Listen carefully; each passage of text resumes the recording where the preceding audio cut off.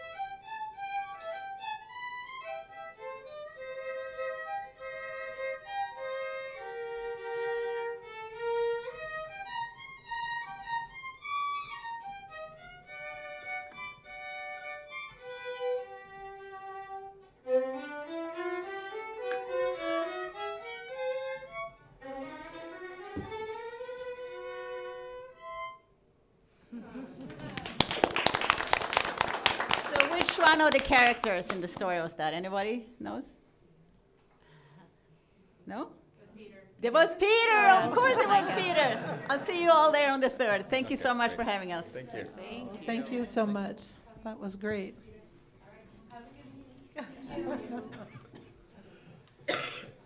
Okay, do we have any more public comment?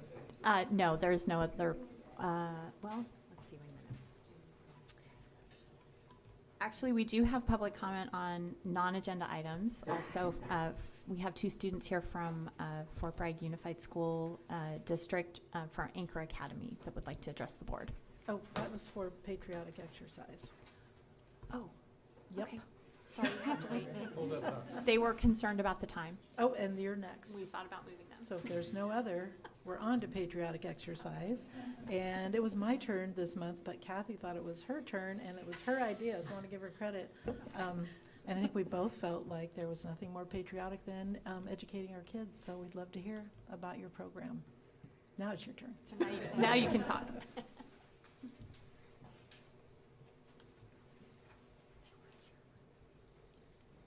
Hi, I am Kay Lees, and I'm a senior in high school. I am in Anchor Academy and have been for 2 years. This program is really helpful not just for me, but for every student who really needs it. Anchor is very different from all other classes because we do fun things like on Mondays we volunteer to our community. We all go to either the middle school, Humane Society, Food Bank, or Trail Crew. Hi, my name is Stevie. I'm a student at the Fort Bragg High School. This program is super unique and is a blessing to be in because of all the help I was given by Mr. Anderson, Ms. Titchenen, and Mr. Harris. They do their very best with engaging with every student and finding a way to pace in each class so nobody falls behind. The Anchor Academy teachers are so helpful, understandable, and so engaging with their students. I'm super appreciative to have the opportunity to be in this program and get the help I needed because it helped me immensely. With their continuous help, I know for sure that I will graduate. That's all. Thank you so much. And I'd like to thank Mr. Anderson as well, and also Ms. Titchenen, who can't be here because she's working the book fair at Redwood. But thank you, guys. This has been an awesome program. You do a great job. Are there questions about the program, or? Could you give a quick, I just want to give a shout out. I ran into some graduates and I won't mention names, but one is moving up and going to be an RN at our local establishment. And her partner, they have an adorable baby, and he is taking his contractor's license. And it struck me that it's a different program for not all kids fit in the same box. And I just wanted to honor that program, and I don't think it gets enough. So could you give a quick, how many years it's been, how many graduates you guys have had? You bet. I think this is year 13. It was an idea from Mr. Urbani to try to catch kids that got really good at sitting in the back of the classroom, not being behavior issues, but So we can hear it. Oh, yeah, sorry. I want to share My the wealth. mistake. I figured his teacher voice was getting picked up. Yeah. sorry. Thank Ray you. looks at me. To engage kids that got really good sitting in the back of the classroom, not engaged in their education. And to me, education is about participation. And if we could provide other services and ways to engage kids, that's what the program was designed to do. So we get them through a college prep English class by reading the novels with them and doing the discussion questions. We're out in the community a lot. The canned food drive is something that we've done every year since then. This last year, we set a record with 1,600 pounds of food to the local food bank by canvassing town for a day and a half. We're at Otis Johnson Park cleaning it up. We're at, Mr. Snyder sees me on the regular cleaning Belinda Point, out doing his morning walk. So there's a lot of different ways and places that we go to break up the school day for them and get them through the curriculum, maybe not at the same pace. Like the geometry kids that are taking Mrs. Sanchez take the same test that I give, but I give it a little later because we're not doing math quite at the same pace. And I think what Stevie was talking a little bit about, being able to slow down a little bit and present the information in a timeline that's more suitable for kids that maybe that's not their thing. That's great. So is it every day or just once a week? Like what? So they are with us the first 3 periods of every school day. So on Mondays, we don't do academics. That's where we're doing our volunteerism and our community service part. Tuesday through Friday, we meet with them. They have math with me, they have history with Mrs. Titchenen, and then support with the both of us to try to get them through. You know, a lot of them have things outside of their school day that aren't fair, that getting work done outside of the school day poses as challenges. So we try to get them through that in the school day in a very structured support class. It's not just a study hall always. It's like, we're gonna take care of this today, that tomorrow, and move on. Do kids have to apply? Like, how are the kids chosen? They do. So there are some teachers that have been really good recommenders of a good fit that they apply. There's an interview.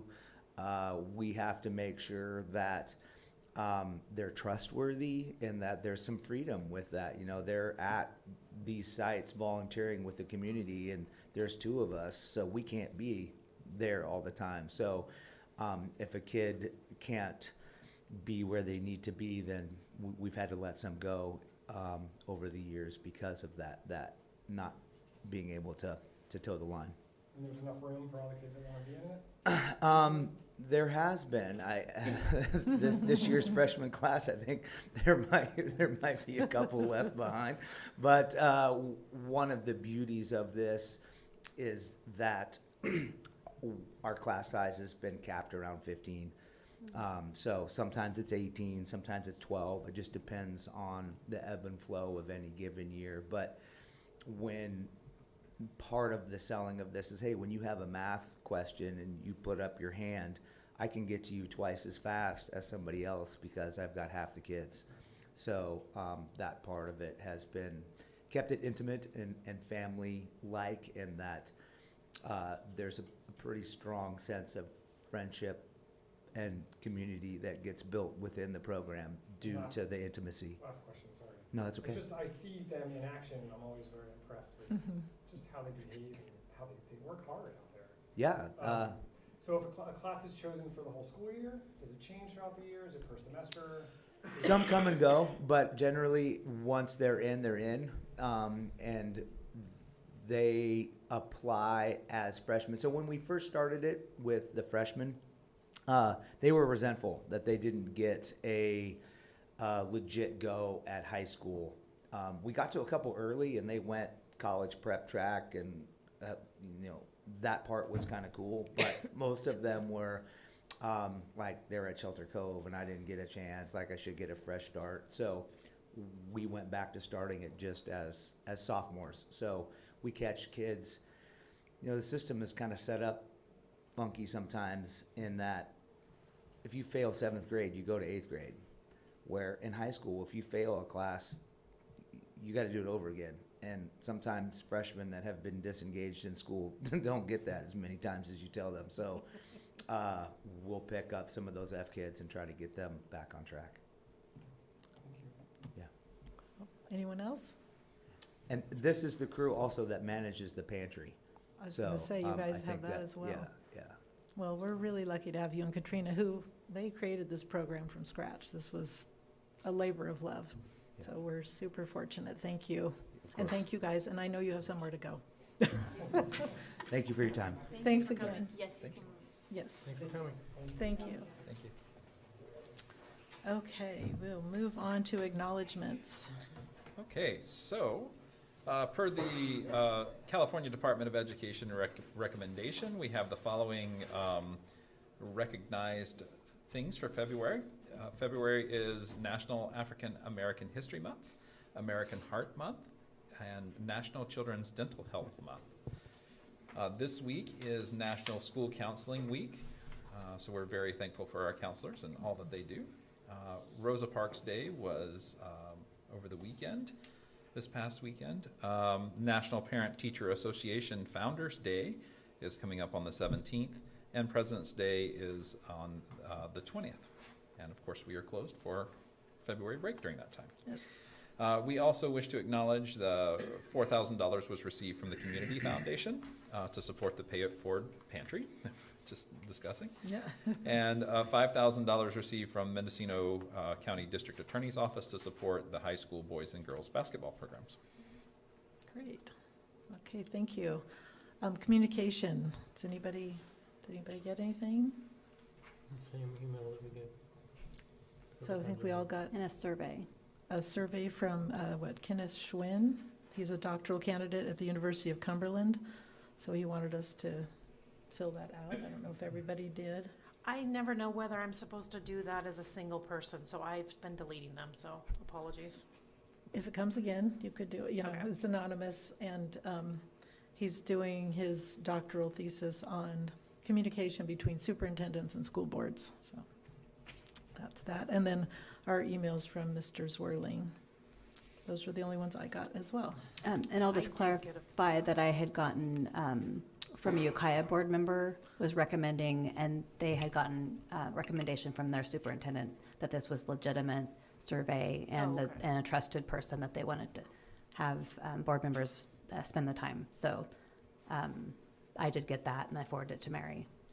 And if you want, I can forward, I still have it, I can forward Okay, it to you. thank you. Okay, I'll do that. And then I did receive a phone call regarding athletics, and I sent an email to our athletic director and Mr. Aldridge, and shipped the person to call the athletic director. Great, thank you. Okay, and do we have any public comment on agenda items? We do not. So I'm going to hold off reading our disclosure unless we have one come in, because it's lengthy. Okay. We'll move on to our reports, and we'll start out with Joe and student reports. All right, thank you. I'll start off as always with my report from Redwood. And just happened was the book fair and the ice cream social at Redwood. It sounds like that went really well. The site council meeting is on the 16th at 3:30 p.m. Coffee with the principal is 9 a.m. on the 17th. The student awards assemblies at Redwood are on the 28th of February, and that starts at 9 a.m. as well. The ELAC is on the 2nd of March at 5:30 p.m. And the Parents Club meeting at Redwood is on March 7th at 5:15. From Dana Gray, I hear that they had a very successful kindness week like Redwood did recently. They participated in the Great Kindness Challenge, and 85 students completed all of the items on the kindness checklist. 2 of the students were chosen at random at the monthly awards assembly to win a free yearbook. And this week they're having the readathon, and can't wait to see how many pages get read. From Fort Bragg Middle School, there was a basketball rally. Oh, there is a basketball rally this Friday, and a Valentine's dance on the same evening. The end of the grading period at all schools is February 17th, and the Fort Bragg Middle School Spring Revival Assembly will be in Cotton Auditorium the Friday before midwinter break, which is after a week and a day. From Fort Bragg High School, we're in the middle of our next round of advisory workshops. Some of the workshops include plastic lace keychains, Valentine's Day crafts, movie trailers, wiffle ball, free throw shooting, driver's permit studying, that's a good one, friendship bracelet making, scrapbooking, fuse beads, and kendama and yo-yo with Mr. Zika. I can hear that one from my advisory workshop. It's next door. And the end of the grading period at Fort Bragg High is also Friday the 17th. Although there is still one more game left in the basketball season, the girls varsity are officially the league champs. Congrats to Tim Anderson, who is just here, and all of the players. Yeah. Spring sports also started on Monday. The Timberwolf Boosters is hosting the annual Spring Affair dinner and dance the Saturday, February 11th. The sophomore ball is this Saturday from 8 to 10 p.m. And the February break is coming up, and there is no school the week of February 20th through 24th. And lastly, from the Noyo High School, the end of the trimester is next week, so the students are preparing for their exhibitions. The Shelter Cove students will start their exhibitions on Wednesday, March 8th, and the high school students will be presenting their exhibitions next week. They had Uwe Wesley and Madonna Feather Cruz from the Native Hawaiian and Round Valley tribes on their site on the 3rd, and they taught the students about making traditional Hawaiian leis, and then the students got to make some. Connie tells me that that was really worthwhile. And that is my whole report. Okay, thank you very much. Thank you. And I should have mentioned under communication, I think we all got from Connie that we're invited to exhibitions next week, so we'll get a schedule. Okay, and next up, we have our construction report with Don Alameda, in person. Hi, everybody. This is on, right? Yeah. Well, good to see you all. I saw mostly, if not all, at the little tour we had, the Berry setup. Yeah, it was a fun tour. Anyway, let me go through it. I don't have my PowerPoint with me, so I'm gonna look over your shoulder and move forward on it, although I do have my report. We are coming to a closure of finishing the major part of the building. We still have to go and do the bus loop, which is part of the scope, which is going to happen in the summer. But as far as the majority of the building, you can see we've expended 7.2 million of the 10.3, so we're at a good pace. Well, we'll go to the next slide. I think I have some. Okay. So as you can see from the tour that attended, the finishes are going in. The flooring's not quite in yet. They just did the moisture test for the flooring. Flooring's always a tricky piece of business in California because of the lousy glues that we have to use. So there is a component in the contract for doing a vapor barrier on the floor to mitigate the floor coming up. Our moisture test came in that we do not have to use that measure, which is about $34,000 savings. That's back to the district. We did have to go from regular glue to high strength glue, which was a few $1,000s that cut into that credit for the more drastic measure. So that was good news. There's always a bullet that we always have to dodge in construction ever since California voted away a bunch of glues. It's been maybe 30 years since they did that, but anyway, the floors, actually, some of the floors are actually in. There's some of the linoleum is in and some of the vinyl flooring's in. The main area is not in yet, as you saw when we walked. And that's kind of an exciting floor because it's got a pattern that you'll see when it gets in. The walls have been painted. Acoustical underlayment has been installed. As you can see, it was the white stuff that was kind of stapled in. What remains is the finished fabric or the wall covering that dresses that area up, as well as the wall covering for the tack wall, which is kind of a pinnable area on walls. The things that are on the exterior, they've got some of the building primed. They've got the copper flashing, copper rainwater leaders in. So it's coming along. The things that continue to keep us from actually getting to the finish line is procurement of just two items, really, if I can think of the top of it. One is the boiler is shipping from Europe, of all places.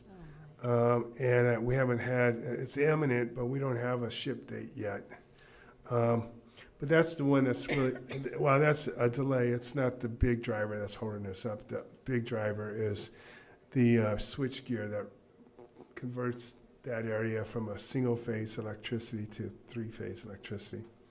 We've been fortunate to have the existing single-phaser that ran the portables because we're able to run lights now to do the work.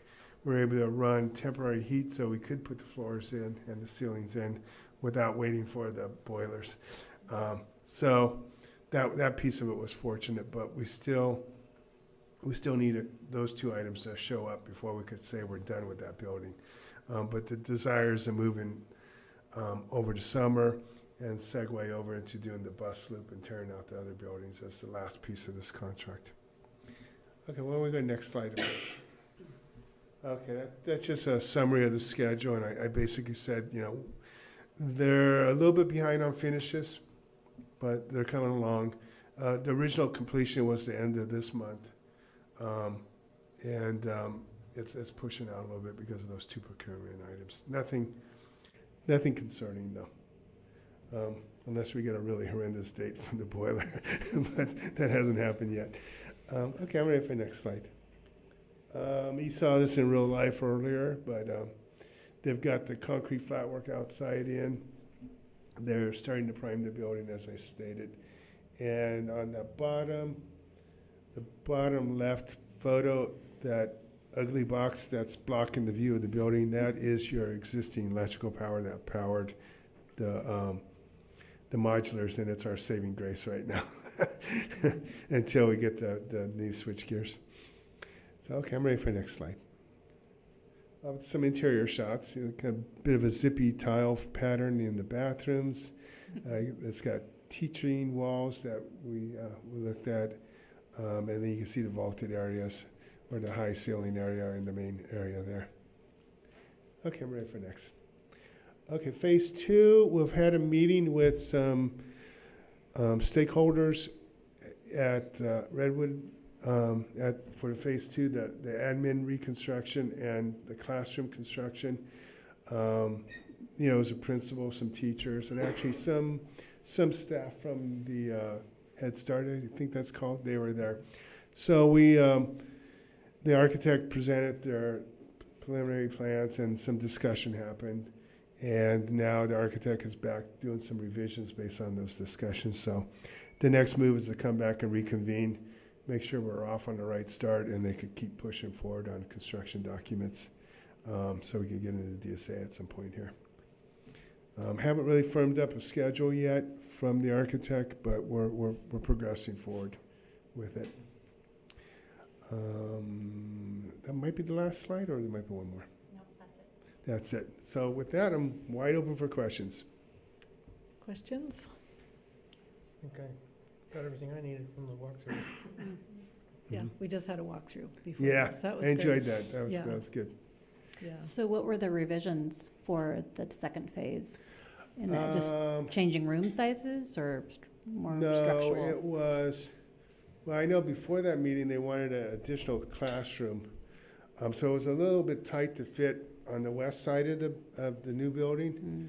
And the layout they had was to fit it there. We got to educate a little bit about some of the parameters of who uses that playground in the back that the architect wasn't aware of. So what it shook out to is we'll probably be proposing to put the buildings on the east side of the new building rather than the west. Because there's more room to get that, I think the original scheme was to do 3 classrooms, and somehow a 4th one got interjected at some point. So they're going to come back with a new floor plan, a new location. It went back and forth. There might be one aspect that stays on the west side, and then 3 buildings on the east side of the new building. But it was enough of an education that it really flipped the site plan around a bit. So we're waiting for the next meeting to regroup on that. Okay. So not too much square footage, just more of a position change. Yes. Okay. And does that make a big difference on building permits? Do we have to go through a more No, process? because they haven't submitted the plans yet. Oh. They're preparing the plans now to go get the building permits. So this is the time to get those awakenings now and not Right. later. Right. So, And just as a board member looking at it on paper, I just was concerned that the nurse's office was too small, given all the other spaces, but I'm sure everyone figured that out, that the space is going to be different. It's not going to have a desk in there. And I also wanted to just make an observation how dysfunctional it's set up right now. And I realized that that building was built in 57, you said? 57, yeah. So it's hard to think back that parents really weren't part of the school day, and so there really wasn't all that traffic. And so our community and our families are different now, so it's really time to get that buttoned up because it's awkward. And people want to be at school and they want to help, so there's not too many people in the office, but there's too many people in the office if there's 2 people. So it's time to, but it's so costly, but it's just that 57 years, 1957 was a different Well, you time. said 53. 53. So I think it's Dana Gray was So, 57. Okay, so it's time So, to. yeah, I'm update. hoping maybe next month I could bring a revised plan so you can see where they're going. But the main entry is proposed to be on the southernmost part of and kind of, there was a couple options on layout for the public interface and a couple options for the nurses area, the conference area, how the principal's office interact with those areas. So there was a couple options laid out. Yeah, looks good. Thank you. Well, it sounds like Lundy was able to weigh in on things. Yeah. So it's got to work for you guys, so that's great. Yeah.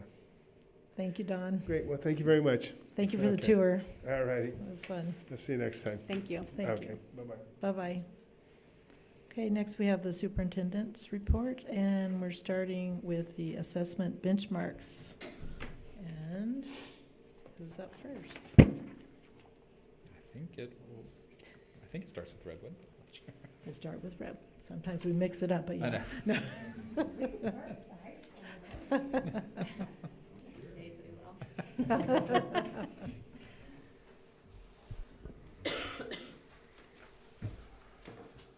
Okay, well, we had another data analysis day with Kelly Smith over at Dana Gray last Wednesday, so this is pretty fresh data. Thanks again to Jamie for hosting us. It's always really valuable to hear the conversations that teachers are having. They're finding strengths in their students and noticing growth across the board. And also we're identifying some holes here and there where we don't feel like we're getting the information that we necessarily need from the iReady diagnostic. And we're looking at how we can supplement with assessments so that we really are getting an accurate read on what our kids need to know, what they've mastered, and how the teaching and instruction is impacting kids' progress. So the Kinder data statements are there. We're doing a great job with letter names and letter sounds in Kinder. It's hugely important. That's foundational for everything that they're going to do with literacy. So that is a huge, huge gain.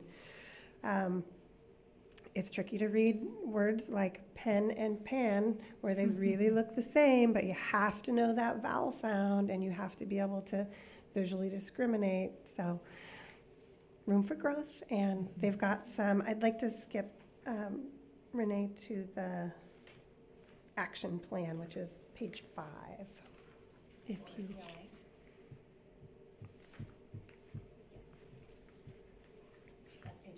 That's page 5? Okay, your page 5 looks different than my page 5. Will you go one more? You're the best. So this is what they're really going to focus on, and that is supplementing what's happening with the current curriculum with more content, with taking into consideration science of reading. When we know more, we do things a little bit differently, and I'm really excited to work alongside our kindergarten team and figure out what pieces of curriculum do we need to perhaps put aside momentarily so that we really can build those foundational skills and continue the forward movement across the board.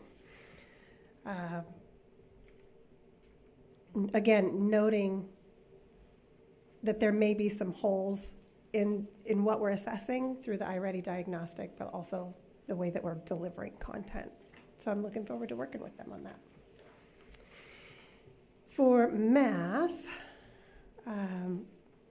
students are becoming more able to represent a number of objects with a written numeral, so writing numbers 1 through 20. Keeping in mind that at the beginning of the year, for some students, this was the first time they'd held a pencil. This is good progress, and also keeping in mind that these are the standards that we want them to meet by the end of the year. We're excited about that progress. There's the standard KOA 1, which is focusing on subtraction. The kindergarten teachers, I think I mentioned it the first time I spoke to data to the board, that they've really restructured the way that the curriculum was laid out, and they've clustered everything. So they've got really concrete units, and they haven't gotten to that section yet, so kids haven't been exposed to it in the same way. The action plan, of course, they've got their focus standards and then their target focus standard for the trimester. They're focusing on the subtraction, and they're going to do that by using manipulatives, story problems, and play, there's that really important primary word, play, disappearing train and frog hop. I can't wait to report back to you about how we play that. I look You have forward to take pictures of that one. I will, Mary, thank you.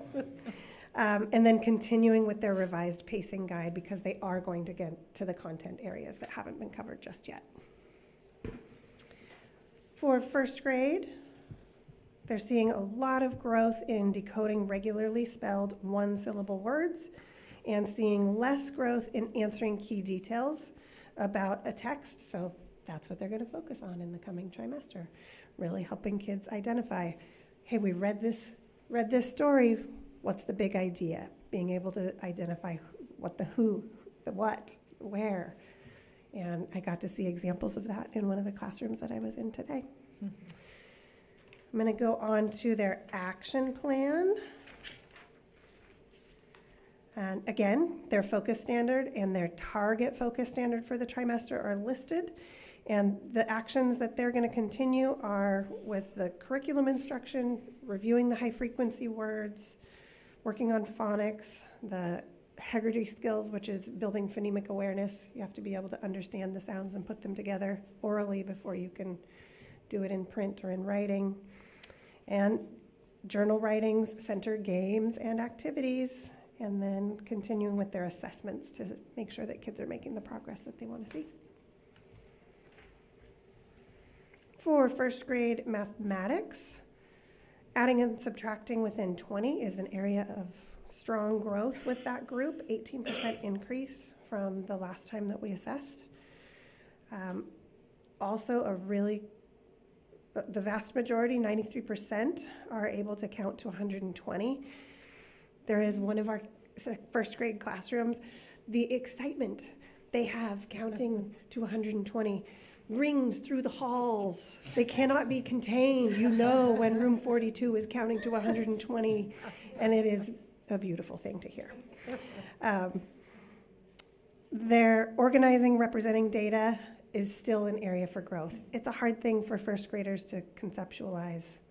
I was in room 40 this morning watching a video that the teacher was sharing with the students, being able to identify all these different ways that we can represent data.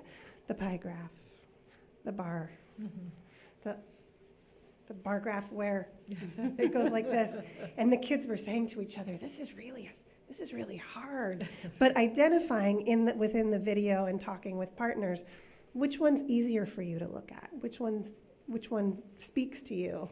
So teachers are getting information about what might work with their groups and their individuals. So that was cool to see. And then their action plan for math. Focus standard data tracking related to subtraction and working on making anchor charts, so a poster that can be referred to repeatedly throughout instruction. With those subtraction strategies, games, whole body movements, and practicing counting backward. That could be a tricky thing when you're 7. On to grade 2. And I think I have a mixed up page here, but I'm not going to forget. Okay. Looking at reading fluency 2.3, or reading foundations, 2.3, we're seeing some progress with phonics, grade level phonics and analysis in decoding words. An increase of 22 students. And then looking at reading foundations 2.3, they're doing weekly spelling packets with all of their students, and the kids are really getting accustomed to that routine. Okay, this is the word search page. This is the page where we identify which are the tall letters, the low letters, the short letters, and kids are getting lots of that good practice. And then, I wasn't going to miss that page, and then I did. Renee, can you tell me what page is on the next slide? Next slide would be data statement for math. So we have grade 2 data statement for ELA, and then action plan ELA, data statement for math. Okay, and is the action plan for ELA after the math? Yeah. Yeah. So it wasn't just in my packet, it was actually, They're in order. there are in order, it's my problem. It's a me problem, not a we problem, Lundy. Let me find the right page. I can go to whatever slide you want. Page, Yes, but I can't see that. it's page 15, Lindy. Thank you. Might be Number 16 for 15 her. It's the one that I'm on. I think there's a Fabulous. cover page because the cover page. Gotcha. Okay, so that's not my page 15. So maybe you're 14, because you might be, you don't have a cover page. Thank you, Diana, Yes. you're so kind. All right, we did it, the action plan. Continuing implementing the Heggerty routine, so that's the phonemic awareness routines that they do every day, playing with sound so that they've got that familiarity, ELA games, working collaboratively, PLC time, more partner talk to discuss story structure, specifically those key details, implementing the tree graphic organizer. This is some work that our instructional coach, Leanne Brookwell, has done really intensively with the teachers, thinking about the on-the-surface learning, what you can literally see above ground with the tree, and then the below-the-surface thinking, helping them with that trickier work of inferring, and based on what I'm hearing people say and what their facial expressions and responses are, what's going on under the surface, which is great social development too, because there's a lot that goes on under the surface. And then implementation of reciprocal teaching, so making sure that kids, you know that you've mastered something if you can teach another person, and implementing that in the classroom as well. Now we're ready for the data statements for math. So I'm going to go backward. Okay. Nope, that's first grade.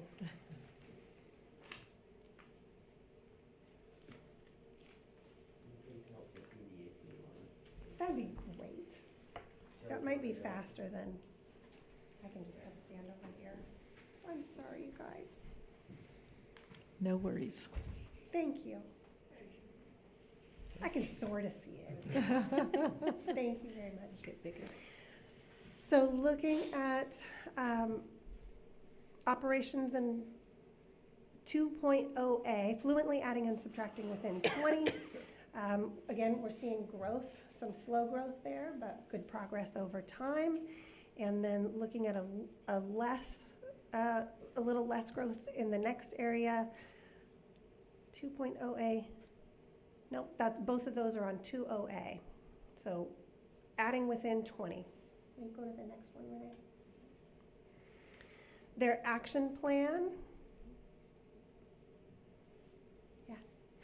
Their action plan includes continuing to teach place value concepts using base 10 block manipulatives. I was in Miss Lance's class today, and there was a great dice rolling game where they had to determine who had more, who had less. There's a good one called the trash can game where they have to use both probability of what's going to come up and their knowledge of place value, because they can throw one of the numbers away. Continuing to use collaboration time and PLC time to share what's successful and to create activities and discuss lessons. And then identifying students that are struggling and making sure that they're getting differentiated learning opportunities in their classrooms. Okay, I think that was it. Does anyone have questions? What questions do you have about our data? No questions. What do you worry about, if anything? Oh, about the data. No. The data, not the data, just how it's like, assessments, how it's going. I'm curious to find out with my teams if there are holes that we're seeing in the iReady diagnostic.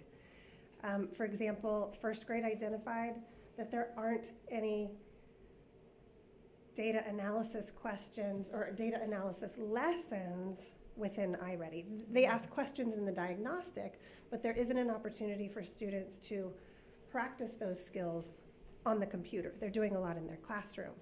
But you know, are there gaps where we need to fill in? Because when you're not teaching the way that it's tested and kids don't have that exposure. So I'm not worried, but I'm curious to see what adjustments we might make moving forward. You know, as we've used it a few more times and it's less about which button do I push, we can really get into the content of what's the data telling us and what's being asked of our students so that we can best prepare them. And I'm just wondering, because there is growth, and I know a lot of kids are struggling, but what I don't see is, you know, attendance. Like, is that a huge factor on what's going on? And I don't know if student groups is appropriate to be assessing at this level because there's so many kids that are together struggling. If you know, if there's a pocket of kids that can be addressed in a different way. And then behavior, of course, if that's playing a role in the data. Behavior and attendance are definitely going to be factors, but we address it as it comes. I have lots of conversations with families about the importance of having their kids here. And the reality of Redwood with attendance is we get the sickest because Right. it's our first time in the school setting. And I know you've heard my joke about how we learned to read at Redwood. Yeah. And it's the germ factory. So Yeah. we work around that. And in one of the kinder classrooms I was in today, I was working with a student who I'd known had been out 3 days this week and trying to focus with him to get him to learn the activity. And he was catching up. Yeah, that's what's not here. I mean, it's not showing that the kids that are present are working hard and the staff that are present are working hard. But I was just wondering if, you know, the attendance is a huge factor because in the old days, you went to school with sniffles, you know, and we're getting out of the pandemic, but I'm sure there's still a lot that are just being, you know, you have to be careful and they stay home. So there might be even more attendance. It's still Yeah. a factor, but Yeah. it's less than it was. Good. We're definitely moving in the right direction. That's good to hear. Anyone else? Thank you, Lundy. Thank you. Okay, next up, Jamie Alexander from Dana Gray. Next time we'll mix it up.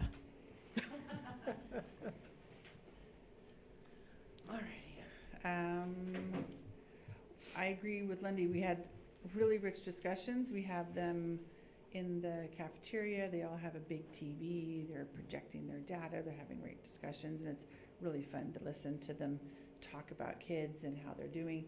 And this time we didn't give them candy. We had more wholesome snacks, so they weren't quite so, you know. You always have to give them something special at the end of a long day when they're talking about important things like data. So we'll start with third grade. And just before I get to some of the highlights here, I want to say I've had a lot of my observations have been in the last couple of weeks.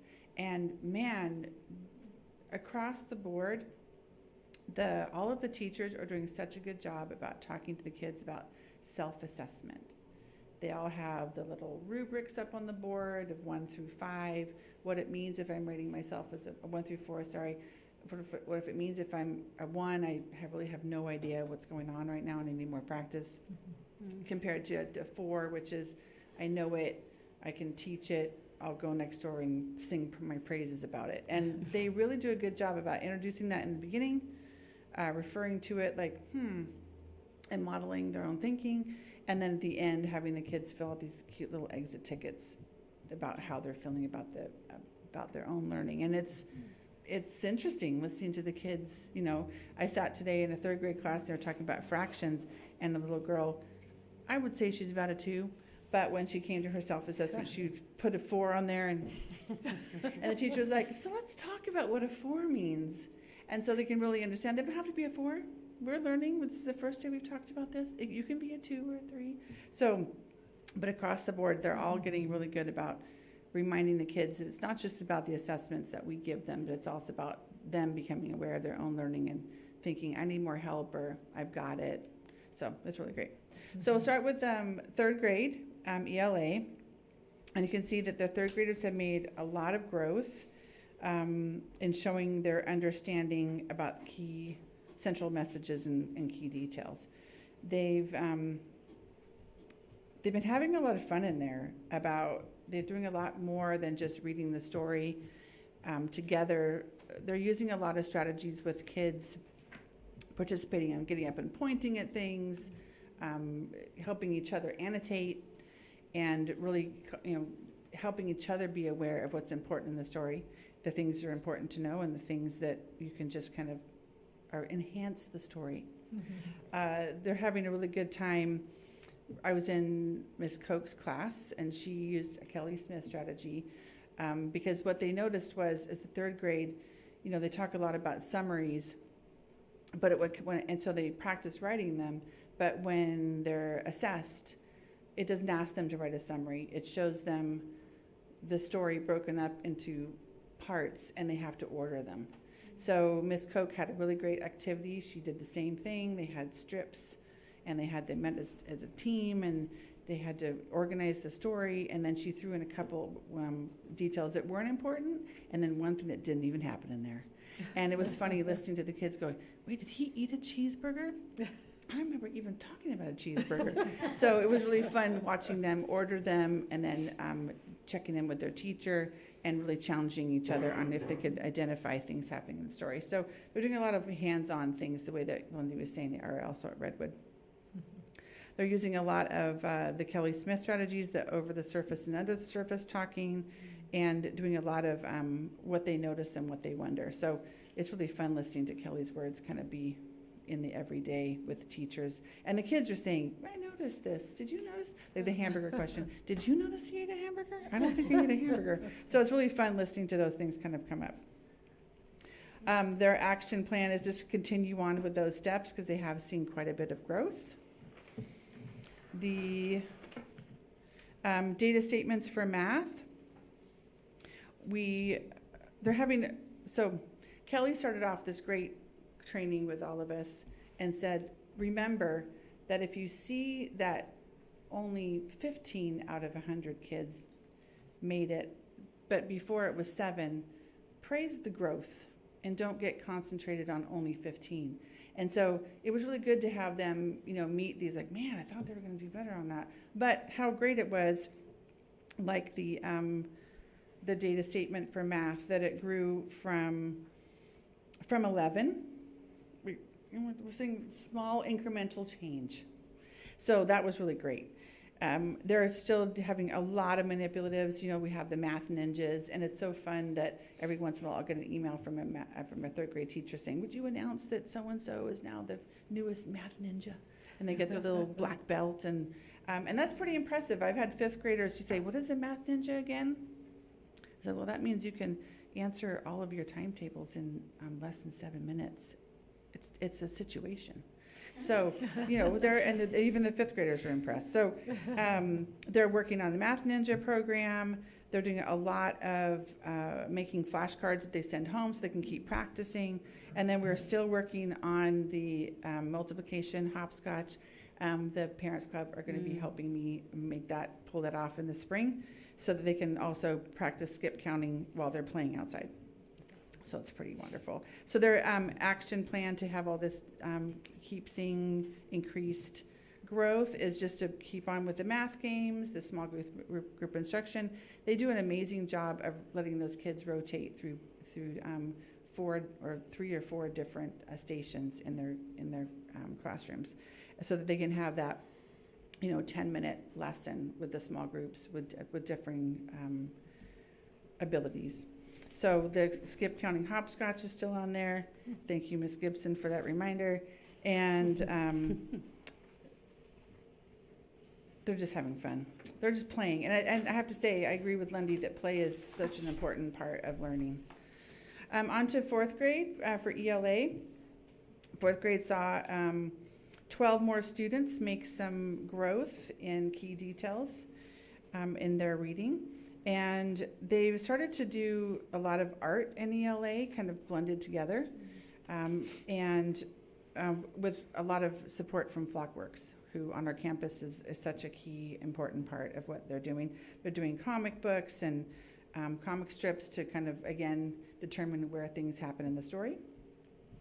Again, they're having fun. They're still using the RACE strategy across the campus, which is the restate, answer, cite evidence, and explain.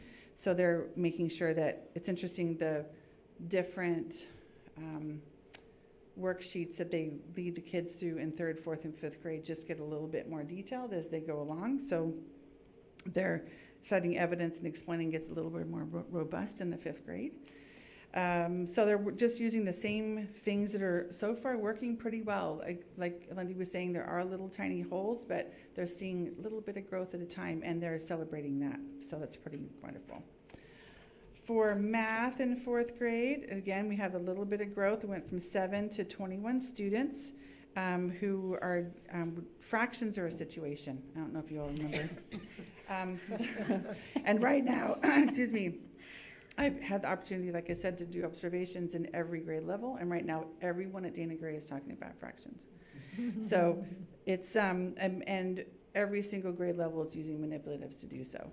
Today, in Ms. Hernandez's class, she was cutting an orange and talking about what that meant, and then they all got to eat the oranges. So that's great. So, you know, using manipulatives, hands-on experiences, and making that learning, you know, real. Because we all use fractions every day. And we need to know how not to mess up your cooking, really. We had a student who shared that his mom made a mistake with a fraction and added too much salt, and they talked about that. So it's a real application of fractions. So their plan is just to kind of continue on, really using those little tiny exit tickets and those small assessments throughout the week to adjust their learning. They talk so much at their PLC meetings about how they're going to be adjusting their pacing calendars to kind of meet the needs. If one class is having a little slower growth, then they all slow down a little bit and they just reteach. So it's a really great great group. On to the 5th grade. They did something really interesting. I'm going to do math first, even though it says ELA. They decided to add in an ELA. Let's see, which one did they decide to do? Excuse me. To support their math vocabulary. They decided to add in 5.6, which is acquiring, comprehending, and accurately using the math vocabulary. So they kind of blended two of them in, and they're seeing quite a bit of growth in that regard. So they saw 22% more 5th graders understood some of the math they're doing based on the fact that they're all practicing that academic vocabulary and making sure that they're actually knowing how to apply those words, not just know how to read them and what they mean. So that's kind of cool, I thought. As far as ELA goes, they're using a lot of visuals. They're singing a lot. The vocabulary, I don't know if you've checked it out, but the vocabulary lesson on, oh my goodness gracious, I've forgotten what it was. Anyway, it was a really good rap song, and I could not stop singing it the whole day. So it's really nice how, you know, back in the olden days we had the conjunction junction stuff, and which just celebrated its 50th anniversary, to let everyone know. And and now vocabulary is kind of picking up where they left off. They're really having a good time with songs and to remember things. They're also doing the reading intervention small group instruction in the classroom, and we're lucky also to have the LLI curriculum. We have two teachers teaching that on campus, which is really helping.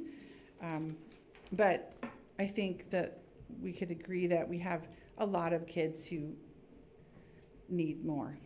So I think what's great about LLI is that it does help struggling readers, but right now we haven't been able to really see it do the intervention thing, which is I need a little bit more help, so I'm going to be in there for 6 to 8 weeks, and then I'm going to leave, and then we welcome in a new group. So right now, I think the LLI teachers are just really trying to get everybody a little bit at a time. So we see kids who've been in reading intervention for over a year, still kind of chugging along. So we're looking forward to, and they are too, to kind of use that in its intentions self. So, but we're making the growth, so that's really nice. So, geez, I just kind of went all over the place there. Sorry, I didn't follow the presentation. Do you guys have any questions? Questions? I just have one clarifying question and one comment. So the 1 year, is there data or success in that program to say that you're still giving them, even if you gave those kids that were in there a year, I don't know, 3 months, that they are still getting something, and then you just keep working other kids in and pushing them out? I mean, I hate to say it like cattle, but to really get it moving, is it better to keep them in a year? I mean, because then maybe sometimes when you're so intense with it that you need a break and then you can come back in, but it just doesn't work that way. No, unfortunately, the kids that have been in there for a year are really making a lot of growth. Okay. They just started so far behind that even though they're making growth, that we have some fourth graders who are still reading at a second grade level, and those are the woohoo kids. Yeah. So, and we have some fifth graders who are reading at the second grade level as well. Mm-hmm. So, it's just about. I'm hoping, and my fondest wish will be that as Lundy and her group do all this incredible work with kids who have actually been in school and not been home on the computer, that we'll start seeing that school stuff and not I was behind a computer for 2 years, COVID stuff. Those aren't both technical terms, but Got it. And then my comment was I liked, because the kids are older, and this is probably more appropriate, but I like everyone is responsible. Teachers and students and families. It's not just all on one person, because it really is a group effort. We can't just bang our head against the wall because we're the only one responsible. It's a joint effort. It is. So And the fifth graders, we're trying to prepare them to go on to the middle school and have them really take ownership of their learning. So there's lots of those discussions happening, along with attendance and behavior, to get them ready for sixth grade. Yeah. Too much for one person, so it's really for everyone. Yeah. Did you have a comment? No? Okay. Well, I have one quick question. Yes. Are you seeing the same holes in iReady that Lindy's seeing at Redwood? I think I addressed one earlier, just that I think there are different ways that the curriculum asks you to teach, but it's not that we're teaching to a test, we're just teaching different skills. They're still learning how to write a summary, they're just doing it a different way. So we want to make sure that they can actually show the skill, they can write one. I don't really recognize any holes. I think the thing that we're wondering about is the difference between iReady ELA scores to the ORR scores. And seeing if those are really, because sometimes those are pictures are like, what? Those don't even match. What's going on here? So I think it's a matter of finding, how we can adjust those or find something else that will assess the same thing as ORRs that will kind of jibe better with the iReady. Yeah. Well, and you guys are in a unique position, especially third grade, that your third graders really, this was their first year in a classroom. So that's pretty amazing work you're doing. And I have to say, it was also their first assembly. And we're getting better at assemblies. We have 3 different kinds of claps, and we have a silent clap, a golf clap, and a cheering clap. Because holding their bodies still when they get excited, once they get all ramped up, it's over. So they're all getting a lot better at being in an assembly and having fun together. Oh, good. Well, thank you. Thank you. And Ms. Laura Vieira, principal at Fort Bragg Middle School. The little bougie clap. Good evening, Laura Vieira, Fort Bragg Middle School principal. Our data, so we did our second benchmark right before we left for winter break at the end of December, and when we came back in January is when our teachers gathered to analyze the data. Overall, we showed growth at all grade levels. So that was great. And I'm just going to clip through this quickly. And I would note that most students in math increased their iReady score by a whole grade level. So that's super exciting. We are using many of the Kelly Smith strategies, which I will cover when I get to our action plan that we did as a whole staff. So each of the departments met. I was like, Grade 5. Each of the departments met and analyzed their data together in the middle school library, and Kelly was present for that one. And they put together their statements, their notice and wonder, and then their action plans as departments. But then we took all of those together and synthesized it into one site-wide plan, and all agreed what strategies we're going to use in our classrooms in the entire middle school, and how we were going to measure our growth, which is the iReady test. What I would say with iReady is that, yes, it's not perfect. However, it's 100% aligned with the CASP test. And what I noticed I think we have 3 years of data now from iReady. It's a really accurate predictor of where we're going to land in terms of student achievement, at least at the middle school. I haven't analyzed everybody else's. No. But at the middle school, it's a really strong indicator and pretty accurate for where they're actually going to score when we get those test scores, because I compare the two of them. Jumping to... So then I'll let you, I'm sure you already looked at the slides. So these are the actual analyses that each department did. We've got SMART goals happening in PE, which the window opened for the state testing on February 1st. So that's going to be completed before the end of the school year. PE is a challenge right now, just because, as I'm sure you're aware, we have some staffing challenges in there. Science is also going to be followed. I'm just going to jump to our action plan unless there's questions on the departments. Okay. Go for it. The important part is overall growth on all of the benchmarks in all of our content areas. And then our CTE folks, so art and our agriculture class, also are following the same plans that everybody else is.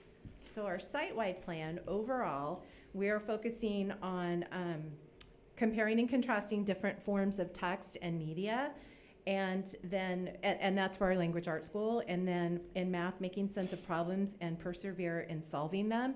Perseverance is huge for our students because we need to instill hope and hope that you will get through this. And it's middle school, so that is challenging in and of itself.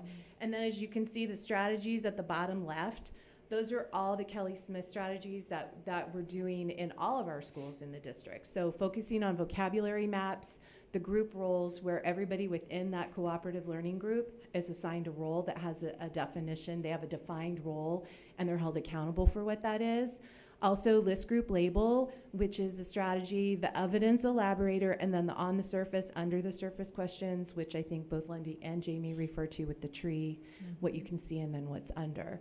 So overall, our next time that we come back to you to report, it will be our third iReady benchmark, which I'm sure we're going to show growth because there has been progress. Every student has showed growth, even if it's not huge, but most of our kids are jumping at least one grade level in their iReady assessment, if not two. I even had a student come to me right when we got back from break and said, can you reset my second benchmark? I didn't try very hard, and I did, and grew by 2 grade levels. So yeah, I know. I was like, that's wow, great. way to advocate. So that was exciting. Yeah. What I would say is the consistency with the iReady for the last 3 years, Kelly Smith coming repeatedly and reminding us our student engagement strategies, how to look and analyze our data, and then how do we move forward. Questions? Thank you. I guess I just have a comment. I don't really have but I think it's really important that the staff know that we're paying attention. I worry sometimes that, I mean, you guys are doing great stuff and all the conversations and all the sites and stuff, but I think they think that this is kind of, this part is, but we really do pay attention and we are excited about what the staff. And I do convey that, Kathy. I mean, I think for the middle school, I let them know this is going to the board. The board will read this. They ask specific questions about what are in your documents.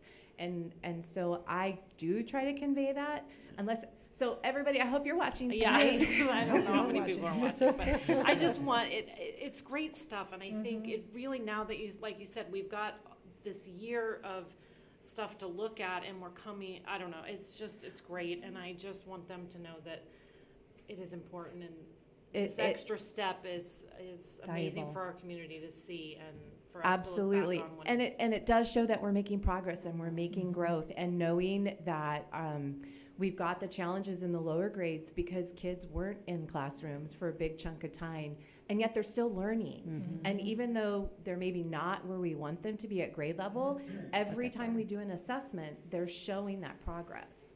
So I think it's super hopeful and very exciting because we're getting them ready to send to the high school in Mr. Triplett. So are Yes. you, any big worries or concerns? Staffing, yeah, in a word. Yeah. And that's about it for right now, just staffing. I will tell you that we have a school dance tomorrow, very exciting stuff. We have our talent show / assembly that's being student produced and led. There is a surprise for our kids, though, in it, too. I'm not going to say what it is, but anyway. And just being in Cotton, we had our first school-wide assembly. Oh, gosh, we had Trio come and present to all of our students in the fall, and that was the first time we had all been together in Cotton since before COVID. Then we had, is it Kevin from the Boomerang Project? He came, did a school-wide assembly about motivating, inspiring. You'll do better if you have friends to help you. And then we have our talent show that's next Friday, and just all the culture building activities, which is what you want in middle school. I mean, we want them to learn too. Right. Well, It's I all just, part and parcel. reading this ahead of time, I can, there's a lot of concern, two grade levels down, 1 grade level down, but hearing it, it's nice that everyone's improving and people are moving in the right direction. They are, and when you came to visit, thank you. Just seeing them together on the yard, outside, together at lunch, because I see them mostly at break and lunch or when I meet with them individually in my office, not always positively. Just them being together and having that camaraderie and that predictability and that consistency is huge. Yeah, the Thank you. socialization. Thank you. Okay, Mr. Triplett from the high school.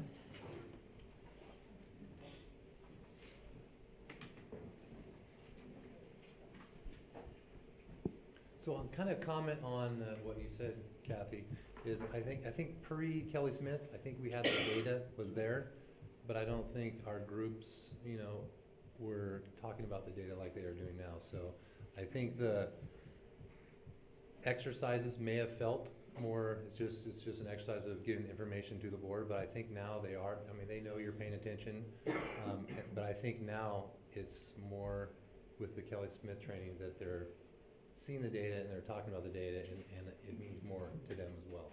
So I think that's been a good change. So let's go to that next slide if you would. So this one, I think last time, if I don't show a few of the things from the CTE, so I think some of our groups, they're a mishmash of folks.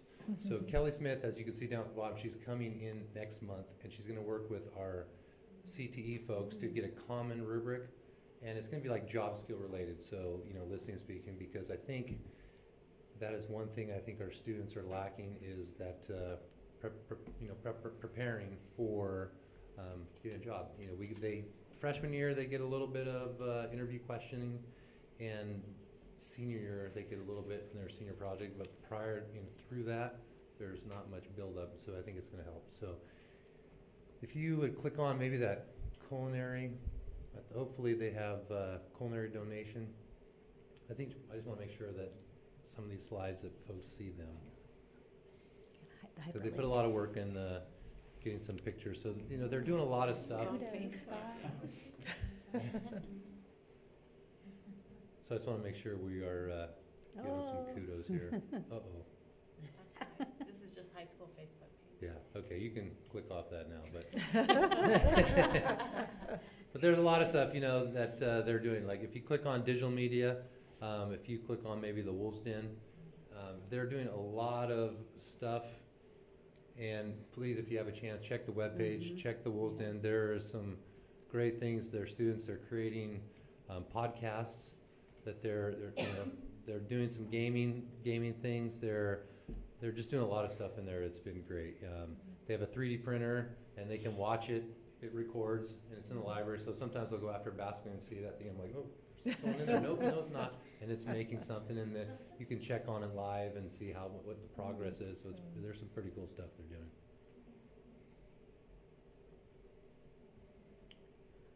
And you can click on maybe FFA website on the ag down there, Middle. up a little bit, right, there you go. Sorry, No worries. from here it's hard to catch.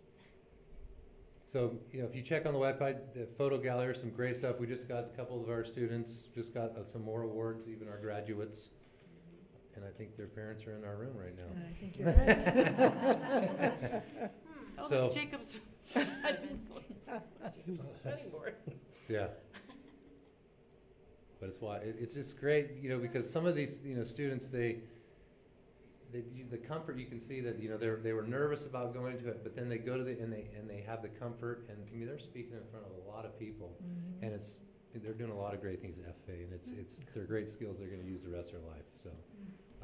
We have a great program, and we are very thankful.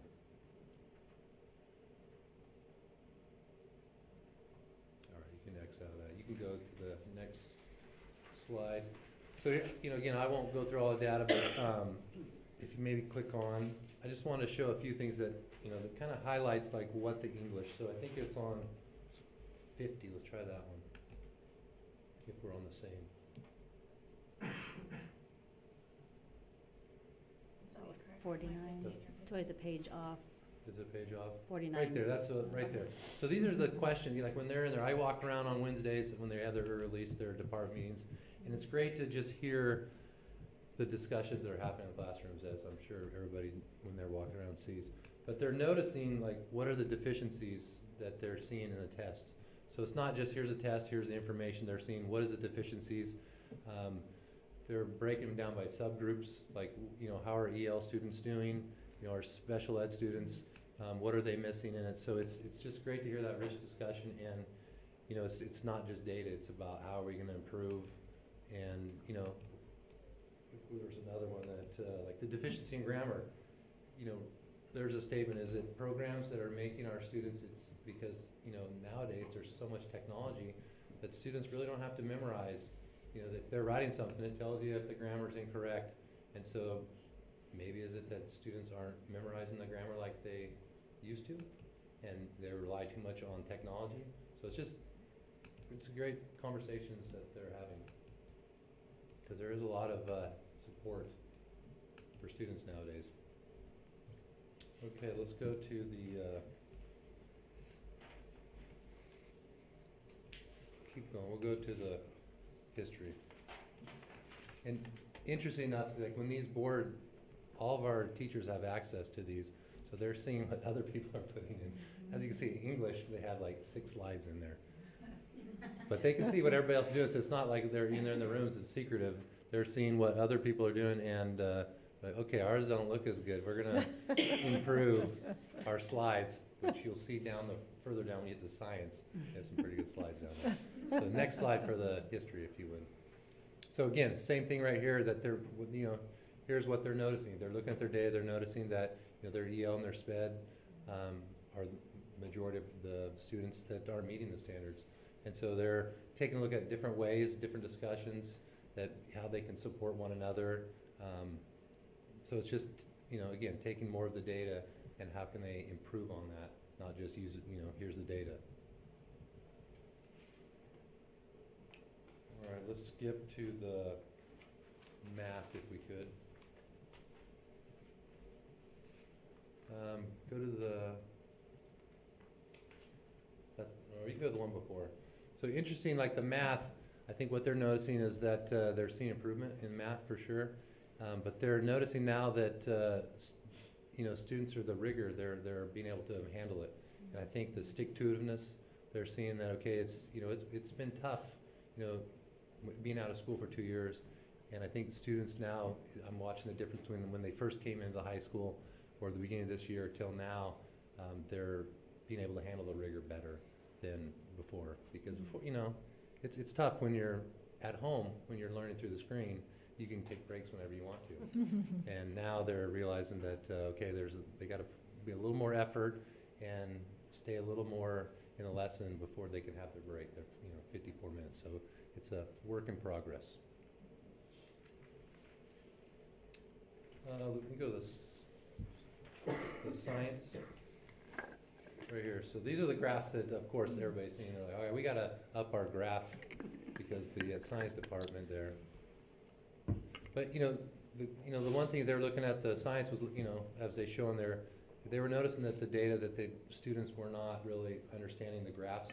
And then, this one shows the improvement just by them focusing on specific tasks. Now, students are really improving. So if you go to the next one.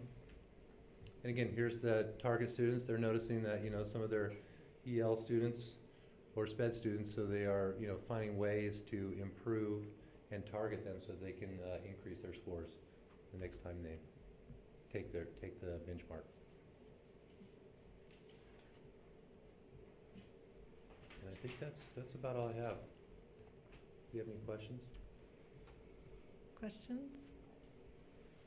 I'm just going to comment to piggyback on what Kathy said, that what it seems like in watching this, these years of Kelly Smith, that to all of you, that it seems like the teachers, we always gathered data, but how you used it. And it really has, I don't know if it's just her giving these strategies, but I see so much more creativity in how they're approaching education in general, but also just, any little problem here and there, and working as groups more than I've seen in the past. So it's exciting to see.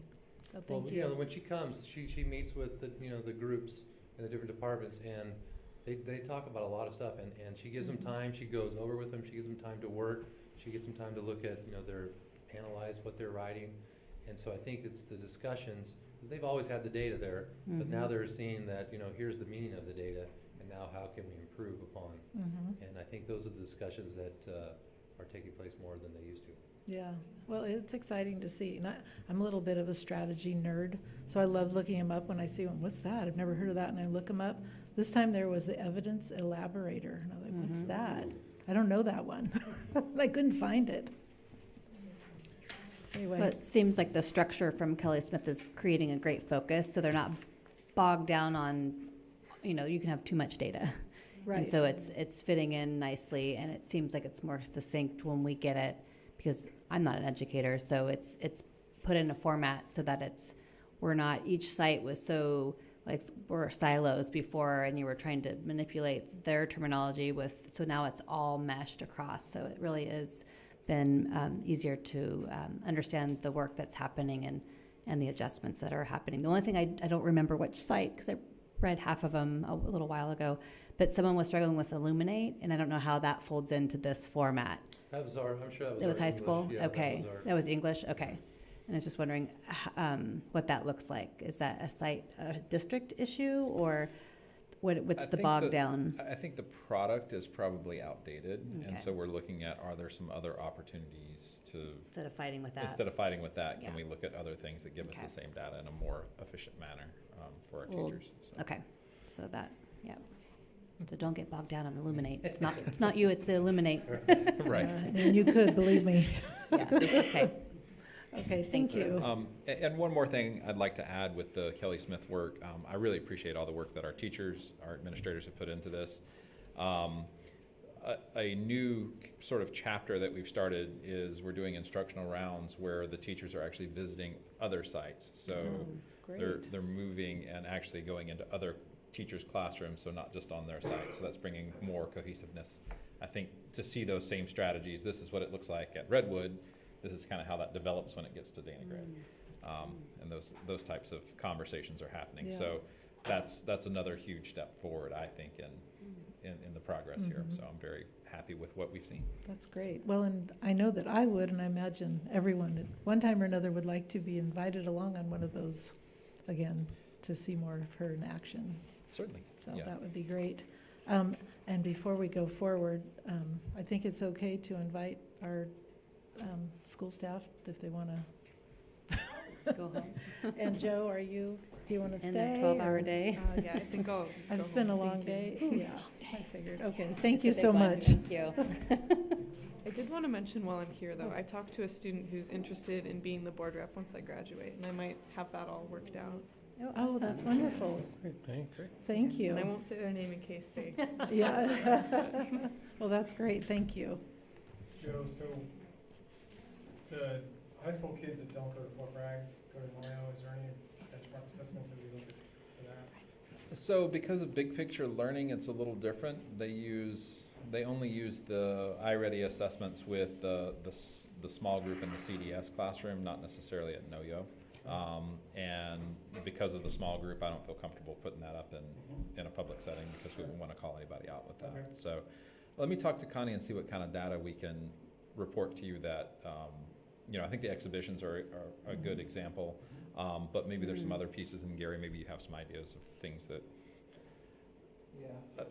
of data point. Yeah, it's kind of hard. Didn't she give us She did, attendance didn't she? and, some things like that? Yeah, looking at those, Before. yeah. Enrollment. So much of it is like anecdotal in terms of individual students rather than like, and even just, we have such a small cohort of students, the statistical data is inevitably kind of unreliable anyway. Mhm.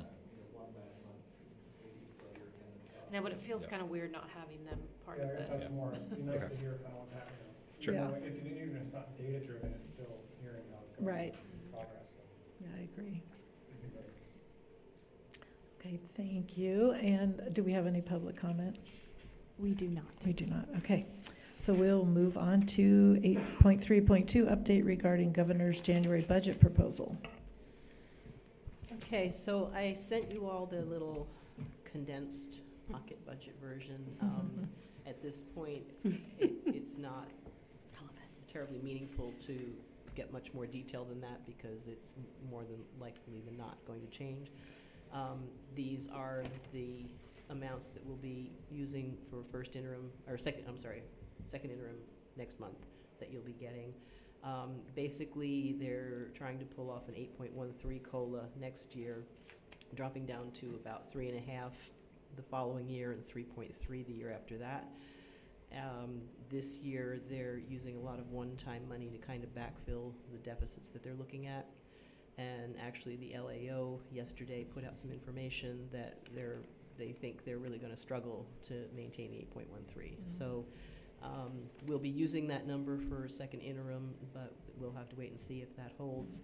Most of the programs are being held pat. The one place where there was a reduction was in that art and music discretionary and instructional materials discretionary block grant. That's been reduced by about a third, and we haven't started working with that yet because we haven't developed our plan yet. So it's not going to impact us in anything that we're planning to do because we haven't yet. Okay. So, but it will mean a reduction of about $300,000 in that particular program to us. So. Some of the other impacts that we're going to see, there haven't been any projected increases to STRS at this point, but PERS for next year was at budget adoption was 25.2%. It's going up to 27%. The following year it was supposed to be 24.6. It's going to 28.1. And the year after that was supposed to be 23.7, and it's going up to 28.8. So all of that means that for our classified staff, every dollar in salary is costing us an additional 40 cents in statutory costs. One little bright spot, we did an early rate set on our medical plan, and it's actually dropping. Wow. Yeah. And that's all, it's based on a number of things. Some of it is low utilization, which is sort of a good, bad thing. We want people to go get their checkups. We want people to do those kinds of things. But and the other thing is I think people are being a little more aware of their options and making better choices that, yes, while it doesn't much change your out-of-pocket, it can have a big impact on our self-employed JPA. So that's, we're working on doing more outreach in that realm. So, but the details of all of this will be in the second interim report that we'll be bringing you next month. So that's kind of it in a nutshell. Thank you. You have to work with an awful lot of uncertainty throughout the year. Sorry. Are there any questions? I just have a comment, because I did listen to the Capital Advisor, and I think they recorded that. So if anyone wants a riveting hour and 20 minutes of it actually talked a lot about the investment market, and it's pretty fascinating if you're into economics. But what I didn't really realize is that I knew it was a lot, but that the personal income tax is about 70% of how we get funded for LCFF. And they're just slowly trickling in. They thought it was coming in more quickly.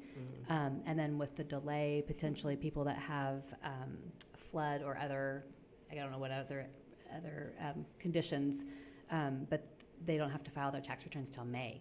And that's going to be a kick in the pants, I think. We're going to feel that a little bit. So get your taxes done ASAP. So that was one little nugget. I thought, oh, that's something we've experienced before, because there was a delay in July. Yeah. So it won't be as bad as that year, and we got through it. But Well, and I think they're telling Californians to wait because the feds haven't decided whether they're going to tax us on our, what do they call that little chunk Well, we one got? thing I noticed was it says on the 1099 MTRC or whatever that acronym is, and technically that is not supposed to be taxable. So I think that's where that's going to land. So again, it's a little bit of a supposition, but that, that information tells me that it probably won't be. Yeah. So. Well, we'll hope. yeah. Right. Well, that'll be a burden on the tax preparers to do it over again. Oh, gosh. That happened before. Again? I hope He's not. like, "Ugh, don't talk about it. Okay. Talk about it at the board meeting. Right. We'll move on to item 8.3.3, CIF NCS report. All right, so I think that you probably all got a chance to see there was a report in our folder, just kind of going over our different sports that we've had going on. The one area I would draw your attention to is the section on esports, because that's completely new, and so it's exciting. kind of explains a little bit more about what that program is doing. I think they've got some really good, they've got 17 students that are continuing, but they still have students that are signing up. And that's kind of the nice part with esports, I think, is that kids can join as they're available and then work for a little while with it. And then if they want to fade off, it has that opportunity. So it's a little more dynamic than some of the other sports where it's a fixed term. And if you can't, if you've got a conflict, you're just out of luck for that particular season. Not quite the commitment. Right. And it allows them to participate in some of these other awesome things that we have going on. I will say it's so nice having our athletic director. She's doing an amazing job. And, I'm hoping that that will continue to expand her roles and that she can continue to support. I know one of the goals is to work with AltEd next year so that it can help with some of the things. They don't set up many things, but what they do set up, just have some help in working with that as well. So. Yeah, and it's nice having this report. I mean, that's a first in my tenure anyway. That's nice to see. Well, we used to get them, but they weren't written down or Oh. Mark would come and. Yeah. Any questions? Can I just make a request? Yes. When you have items like this, do you mind, like you do it for 8.4 and 8.5, would you mind just spelling out some of these acronyms? Oh, So if people certainly. look at the agenda, they'll know Yes. what we're talking about. And CIF is, Right. and NCS, yes. Yes. Do they know it's sports related? I think sometimes we forget that we speak our own language. We So is there, because that's a new, I don't know what's the commitment for funds for esports. It's probably pretty minimal. I mean, does it need special equipment or? So we were able to purchase the special equipment. That should be good for probably 4 or 5 years. I forget what funding we used for that, but it was a one-time source, I thought. Supplemental concentration. Supplemental concentration, okay. And the ongoing subscription is a fixed cost, I want to say a couple $1,000s a year, something in that. So it's pretty minimal. Pretty minimal, and then the coach pay, yeah. So it's really not a big buy-in, and if our students start doing really well, they actually do go to kind of Meets. arenas and meets to Oh, do wow. this. So they're virtual to start with, but as they start to move up in the ranks, they get more in-person kind of things. So Yeah. it's a pretty neat program, and there's a lot of scholarship opportunities that are coming about in esports that Oh, I haven't bet. necessarily, it's a whole new world there, so. Mhm. So the funding for all of these sports, along with if there takes officials, is still from the supplemental concentration, and that'll continue a good year. And then sometimes some sports have buckets of money, you know, like you can donate, so I don't know where that's going. Is that going into the fund of the sport? Do you know? I Or at think the those site? go into ASB accounts. For each sport? Yeah. For For whoever's if they got do the- fundraising or something Gotcha. for Okay, just something wondering, else. it doesn't go towards, I don't know, like the site money for there's No, it each wouldn't. sport that's No, being- that's still out of supplemental and concentration. So like the donation we had for boys and girls basketball at the high school Right. sits in a different place then. Right. In their specific account. And it stays yeah. specifically to the. Okay. And will the esports be part of the boosters and so forth, or? Club. Might Should be be. early days Should yet, be. but, It should be, yeah. Yeah. I don't know that they've had a lot of needs because the Right. subscription they have just takes care of all the games and that sort of thing, so they Right. don't have to yeah. worry about that, so. Yeah, that's at least the mission that gets delivered, is that each club has opportunity to meet some sort of minimum threshold, and then Mhm. they fund, usually it's uniforms or equipment, but I don't know what maybe they need shirts. I don't know. Yeah, right. Oh, that'd be nice. Well, and while we're on that, I wanted to say again, congratulations to the girls varsity for making league, or being first in the league. That's awesome. I guess are they gonna have the playoff game here by any chance? You know, I was asking for details and I have not yet received, do you know? So word is that they're seated fairly high, so there's a high probability it could be a home game, Oh, but they would exciting. find out on Sunday for Sunday. sure, Oh, just to make sure exciting. how every other team landed, because could be I don't know who is close to them, but Yeah, great. Thank you. Okay, we'll move on to item 8.3.4, FFA update. And so for the FFA update, Megan had provided us with the February newsletter, which I thought was a very good summary of everything that's going on with them. I had the opportunity last week to go up and judge with FFA the speaking competitions that they had. So I was in the impromptu where students walked in and picked up 3 topics. They selected one, had a minute to think about it, and then spoke about it for a couple of minutes. Oh, wow. So pretty impressive to see them be able to think on their feet and really move through. And it was great to see our students there, see our FFA students, and be able to connect with them at that opportunity. As you can see, next week is the school-wide FFA week activities, so there's a lot going on there. And there's some great pictures in there of our students in the different opportunities that they've had. We also got the update, I think everyone received that as well, that we had a couple of students who did quite well. Maybe some proud folks here in the room. And we could say So- congratulations to Travis Paoli and Jacob Welter. Yes. It's awesome. So, And I know they're having a walkathon coming up a week from Sunday, right? is it Sunday? Or Saturday. I think Saturday, excuse me, week from Yeah. Saturday. 5K. Yeah, they have the 5K out at Glass Beach, right? I guess it's not a walkathon because people run. I was thinking to myself, I walk. Right, the Glass Beach side of the trail, So Yes. Glass Beach. And what time does it start? 9 a.m. Okay. All righty. And you can reach out to Megan if you would like to register. I think she I can am help us. all signed up. Awesome. That's why I signed up so long ago. That's why I forgot what time it started. So, anybody wants to meet to walk with me? Yeah, Okay. I'm We're in. signed up too. Awesome. Great. So I just want to give kudos to this, like another portion in our school, kind of a school within a school. I don't think my son would have remained in school if he didn't have FFA during the pandemic, so I can't thank her enough. Yeah. Well, she's done an amazing job building that program, so we owe her a lot. Anybody else? Questions? Okay, we'll move on to item 8.3.5, district-wide update. Okay, and so here's our catch-all for everything else. That's all. Try to go with February colors. We'll see.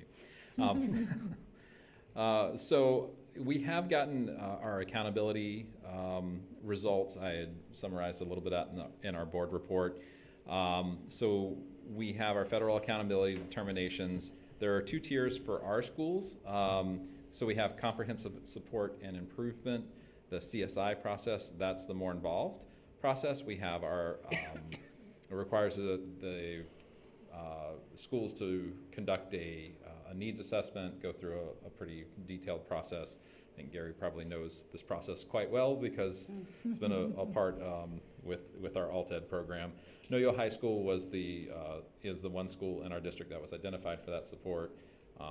They know well that process, so I feel confident that they'll continue the good work that they've been doing and move in. The difference between comprehensive and additional targeted support and improvement, and when you're in CSI, if you have any group that doesn't meet the benchmark after you're identified, you have to address that moving forward. So you have to bring comprehensive, the whole school, forward.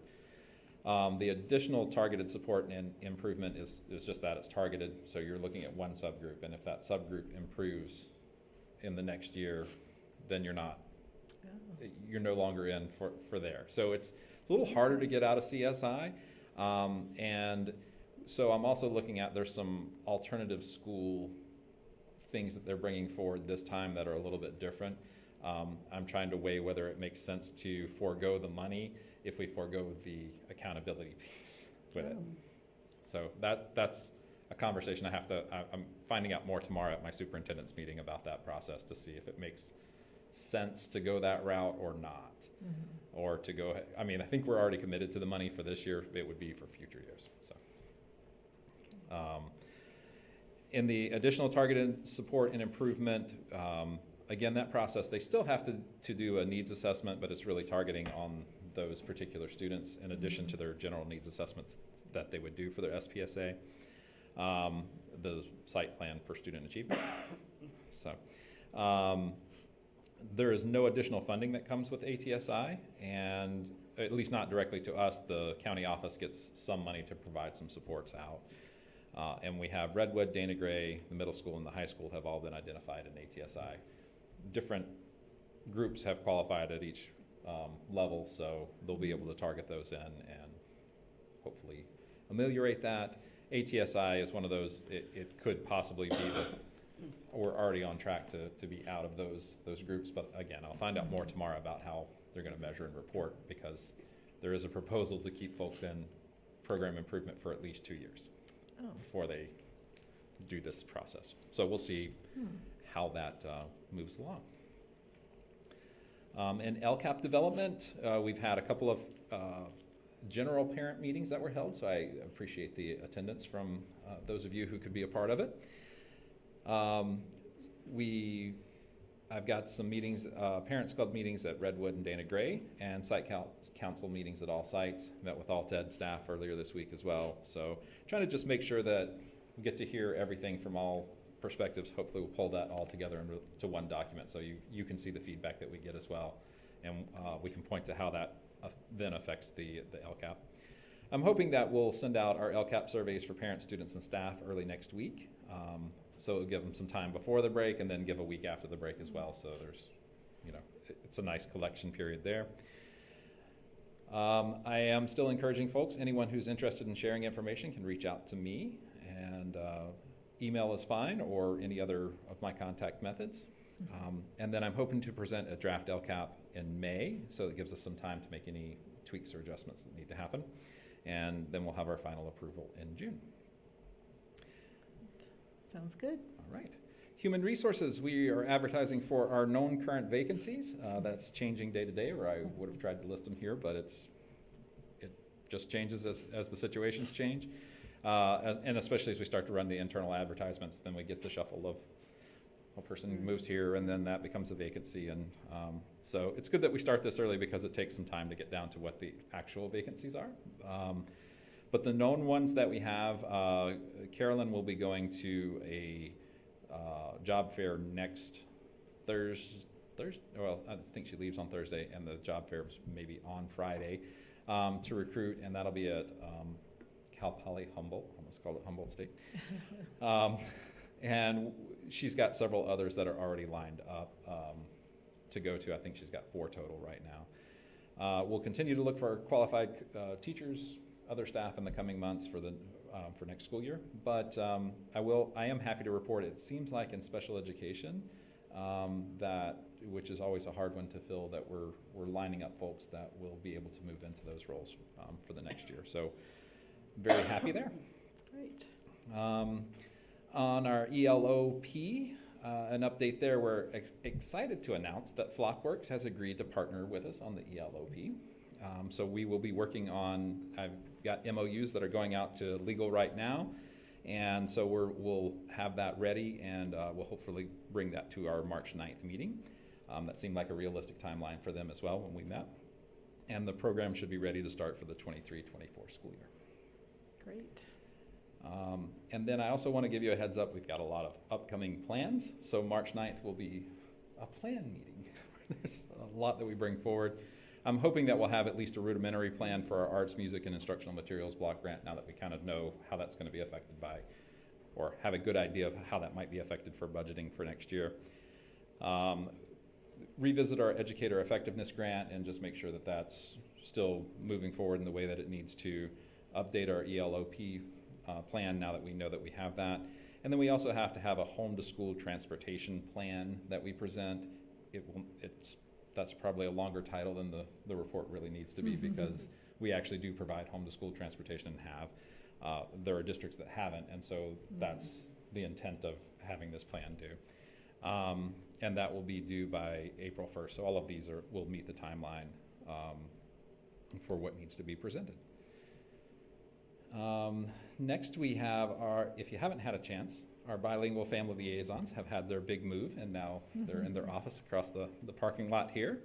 They're loving their space. I met with them there the other day, and so I think things are going well, and they're just trying to get parents to understand where to come see them now, but they have actual office spaces. They're like, we can both be on the phone at the same time.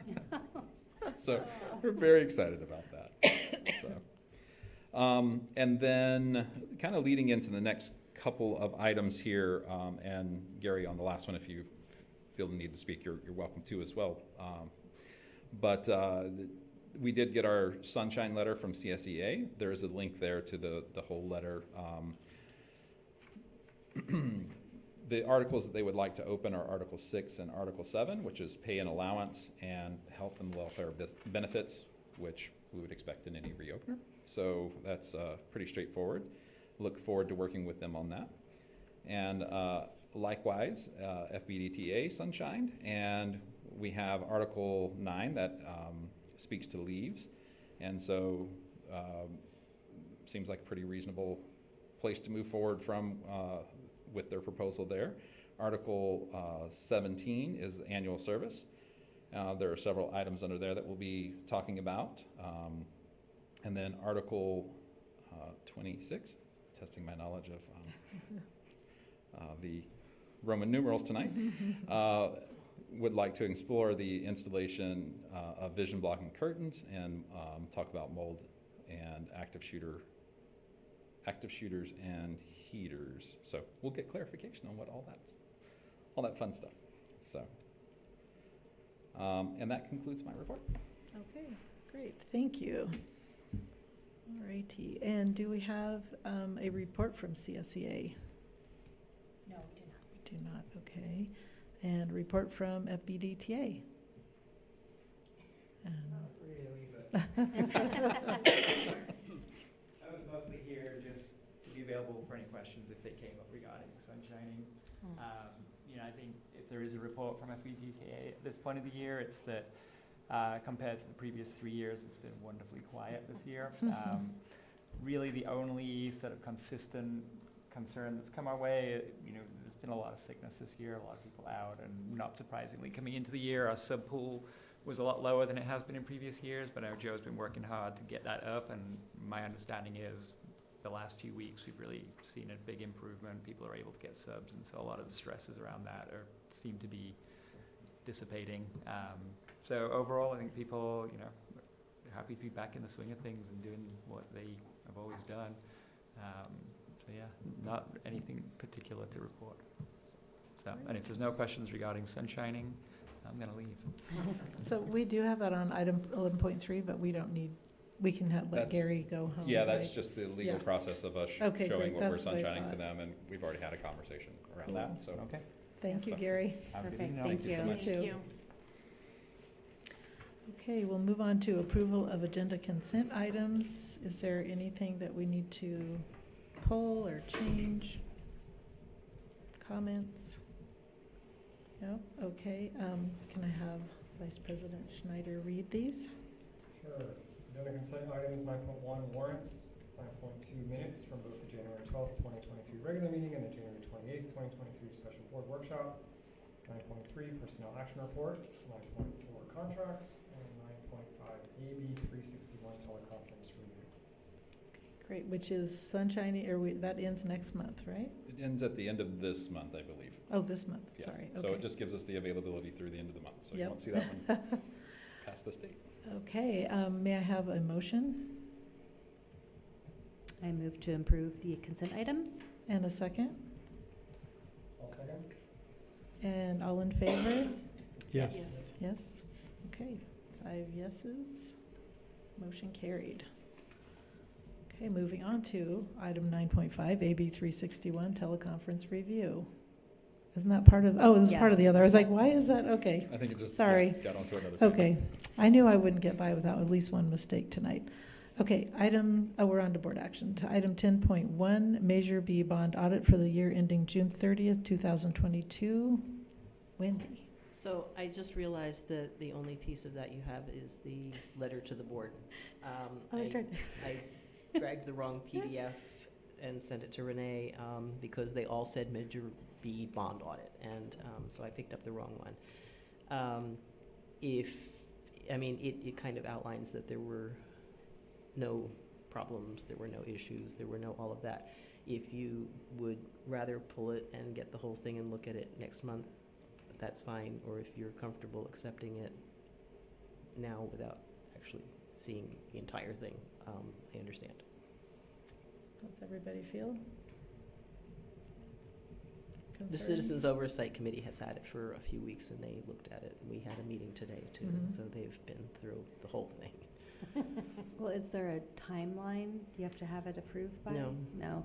I mean, I thought it was a little cryptic, but I figured I'm that. sorry. that- My bad. It didn't look like there was any, 'cause I kept, it was like, wow, There drum weren't any roll. It numbers, sounds yeah, like no. it's gonna be a big There's deal. not a lot of activity in it because it was that first year, and they had just started working, so the amount of activity in the report is kind of minimal, too. But, Mhm. so I will leave it up to you, and mea culpa. I mean, there's no deadline. A matter of just putting it on next month, Put it on. just in case there is a question, because it's public disclosure, and Mhm. if their Okay. community's paying big bucks, maybe they have questions. Yep. Certainly. Okay, so we will remove But that. that's just my opinion. I'm That only one person. So we need to Sounds- table that, We right? need to table Right. that, and we'll move it to the March 9th meeting. Okay. All right, so we'll move on to item 10.2, ESER 3 plan review and updates. Okay. Sorry, waiting for it to load here. No problem. So you see that we have kept this in the same format. There were not really significant changes other than to ensure that we have the dollar amounts reflected properly based off of what we've already spent and what we anticipate spending. We did move around, particularly under, let's see, it wasn't the strategies for in-person learning No, so that much. stayed almost That's- unchanged. It was mostly the technology. Instead of the Chromebooks, we're doing the cabling because we got Mm. the E-rate money that paid for the Chromebooks so that we could transfer it over to the bandwidth, so. And I think the other, did we add or change the amounts for support, classroom supports? We did Yeah. move around some things because we ended up doing more mental health work and using different resources from the COVID funds for aids and things. Yes. And we added, I think, about $30,000 to the shade structures so that we have enough money to purchase some picnic tables to go underneath them. Make them a little more attractive. And user-friendly. People. Yes. Okay, Okay. And it's Any- required to review this and update it if necessary every 6 months. When does this money have to be spent by? I think it's September of '24. So, at one point, you were giving us, like a report of all the different pots of money that was from COVID. So is this Would you like to summing see of- that again? Well, not really. Okay. I just wanna know, I mean, probably, what am I saying? But is it all in here? Because it's, No, this this is just one, this only, is just ESSER. this is only only ESSER, the one fund. ESSER Yeah. ARP. So I'm just wondering what else It's only is two of remaining? the 87 Two of the resources. Right. Um, So that's where I'm kind of like wondering, because people are like, what about, math intervention? What about, Yeah, no, There this was is, in that call, they were saying they were using some of their COVID money, I don't know if it was ESSER funds or what it was, for fields, and I just think that's kind of a stretch. I don't know how they're, Yeah. or solar. I mean, there's some things that it's kind of a stretch, so I don't know that that's an eligible expense well, for capital that. expenditures have to be approved prior to doing them. So Yeah. I don't know how they justified it, but Yeah, it sounded like it although was early happening. on, the process was different, and it was, you sent them an email and said, we'd like to do this, what do you think? And they said, if it's in your plan, go ahead. And then But recently, now- they revised that and said, okay, now we're gonna look at these more carefully, and if we're not real comfortable with what you said you were gonna do before, we're gonna make you go through a different approval process. Right.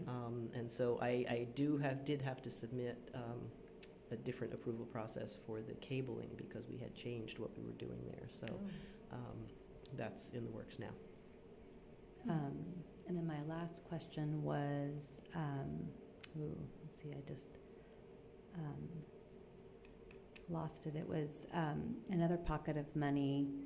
I'm just wondering what the timing is on everything. I mean, if like, for instance, I'll update that paper, report. well, like paper, I don't even know what pocket of money that is. If people aren't utilizing it because you maybe have another that's free, do we keep paying for, you know what I'm saying? Well, we Like, what- paid for a 3-year subscription that is in this plan. Oh, okay, Yes. so that's already, okay, so we've already Okay. paid for it, so Right, it's not like that's- something we can adjust. Okay, I was just Right. trying to see if there was anything that we thought was a really good idea because of the time, and now we're feeling like, but Well, it's that's already what, been spent. when it's, that subscription is up, we'll look at it and decide, is this Okay. something we would continue or not? And that was true of most of the things we did with Okay. the COVID funds. It was a way to Mitigate. implement, some sort of mitigation and see if it works. And if it works well, then we'll try to work it into the budget using regular ongoing resources.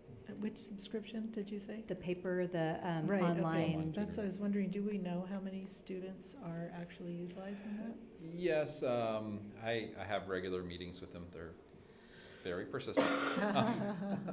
But I think to date, we have had unique students, probably about 300 of our students access it. And that's great. It's just simply that the state in the same time frame has opened up a resource where it's basically the same service, but through the state and for free. So I don't see any reason to continue paying after the subscription is up if the state continues that subscription, because it would be redundant, and we can just make sure that kids are funneled in that direction. Yeah. Because we've had to do a lot of advertisement for paper internally to kind of get it up and going and working and make sure that parents knew it was available as a tool. So. Yeah, well, if Happy to there's hear something for 300. free. Yeah. And like Yeah, that's 30, Yes. right, okay. Yeah. Is there a plan for replacing the substandard windows at a site that does not have central HVAC? Yes, so we are waiting, right now it's just supply chain, just, getting labor supply and the actual windows in to be able to move forward with that. So, Waiting for a window for about a year and a half. yes. Yeah. So it's, We're very much I have hoping one that that too. project will happen this summer. yes. Because Well, otherwise, we could run up against, because it has to be done when school's out of session, and we'll run up against the spending deadline if we Is that don't get it at done this summer. Redwood? Yeah. Yeah. Okay, any other comments, questions? Okay, and do we have any board, or any public comment? No, we do No. not. Okay, so may I have a motion? I move to approve the ESSER 3 expenditure plan. Okay, and a second? Second. Okay, and Renee, Trustee Makla? Yes. Trustee Mattson? Yes. Trustee Babcock? Yes. Trustee Schneider? Yes. Trustee Paley? Yes. And the motion carries. Okay, great. Moving on to item 10.3, FBUSD COVID-19 safety plan. Again, this is another requirement that we have to revisit every 6 months. I was so delighted that we weren't having to go in and provide updates that were just changing the language or upping the restrictions as we felt like we were doing all the time last year. Really, it was about taking some things out that no longer applied, mandatory testing, those kind of things. All that stuff has come out and kind of simplified a few sections. But other than that, it stayed generally the same. So. Okay. Are there any questions, comments? I didn't see anything glaring. Everything seemed, and I guess everyone's been informed of new practices. Not Yes. much different, easy. But will this per se end when the state decides maybe the 28th is the end of the emergency? Well, or will they continue? The irony behind this is Cal OSHA actually had a meeting just this week after I'd already put this on the agenda that these are no longer required. They're recommended, but not required. So I said, we're already here, we've already done the work, we'll just approve it, and then we'll take that step back as we get some guidance around what that looks like, so. Okay. See if they can all get together about when the emergency's actually over. Right. Yeah, the Feds feds say and May, I know. the state say, yeah, it's February, different, yeah. so. Okay. In the meantime, we do have plenty of take-home tests for our students for the February break, and I think we still have enough supply for spring break as well. And then we're hoping that we'll send some home in the summer too, and It'll be then done. maybe we'll Done be testing. done and don't have to do any more tests. And for now, you still have the testing at the DO in the morning? Yes, we still have the testing at the And DO, afternoon. so anyone who wishes to stop by there. People showing up for that? You know, it's, We had 2 this week. yeah, I was gonna say, it ebbs and flows. I think probably before the winter break, we had big surges because folks were just not feeling great and wanted to ensure. But yeah, other than that, it's a couple here and there, nothing. Mhm. We don't have our dashboard anymore for COVID, right? No, I don't think so. I didn't mean the county one. I meant ours. Right, Yeah, yeah, no, okay. that Yeah, okay. didn't seem worthwhile in Worthwhile, keeping yeah. up. All righty. Anyone else? Nope. Okay, may I have a motion? Make a motion, we approve FBUSD COVID-19 safety plan item 10.3. Thank you. And a second? I'll second. Okay, and Renee, roll call? Trustee Makla? Yes? Trustee Paley? Yes. Trustee Babcock? Yes. Trustee Schneider? Yes. And Trustee Mattson? Yes. The motion carries. Okay, thank you. Joe, since we're considering BP 9220 separately, do you want to do that first? We can, yeah, Okay. it might be a little simpler on this. Yeah, just, I think it'll be clearer. Okay. For all the people watching. Yes. I was gonna say, does anybody know what page it's on? And so Renee is passing out the difference in 9220, the board bylaw there. This goes to the lawsuit we were considering, and part of that, this bylaw happened to speak specifically to that, so it was very fortuitous that it came up on this particular policy update as well. So we're looking at the option 1 or option 2 under the highlighted section there to see about defraying the cost of the candidate statement paid by the district or not paid by the district. And I'm recommending that we go with option 1, which is that the district would pay for the candidate statements if necessary. Okay, and you will be contacting the Katrina Bartholomew about paying directly? Yes, Yes. we will make arrangements to make that a direct bill. Awesome, okay. Any questions, comments? So we'll go ahead and may I have a motion?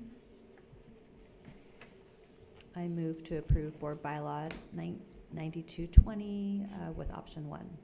And a second? I'll second. And roll call, please? Trustee Babcock? Yes. Trustee Mattson? Yes. Trustee Paoli? Yes. Trustee Makla? Yes. And Trustee Yes. And the motion carries. Okay, and now we will look at the rest of the board policies and administrative regulations, updates, recommendations. And we've already discussed all these at our last meeting, but does anyone have anything that they'd like to ask, or any comments, questions? So I'm just clarifying, so the transportation fees was the one that was out, right? So that one was removed from this list, I think? Yes, that's correct.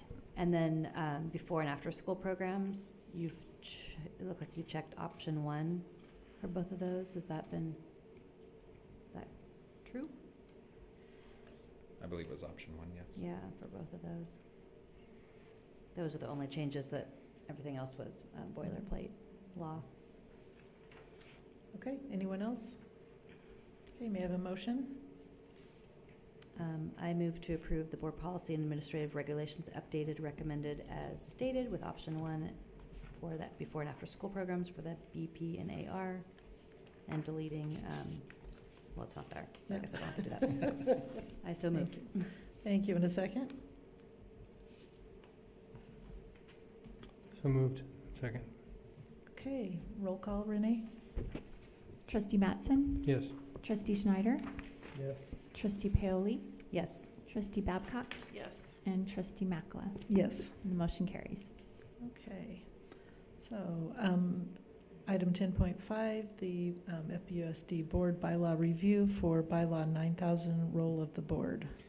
And so I believe when we were looking through this, we realized that it still had the high school exit exam as a part of the responsibilities.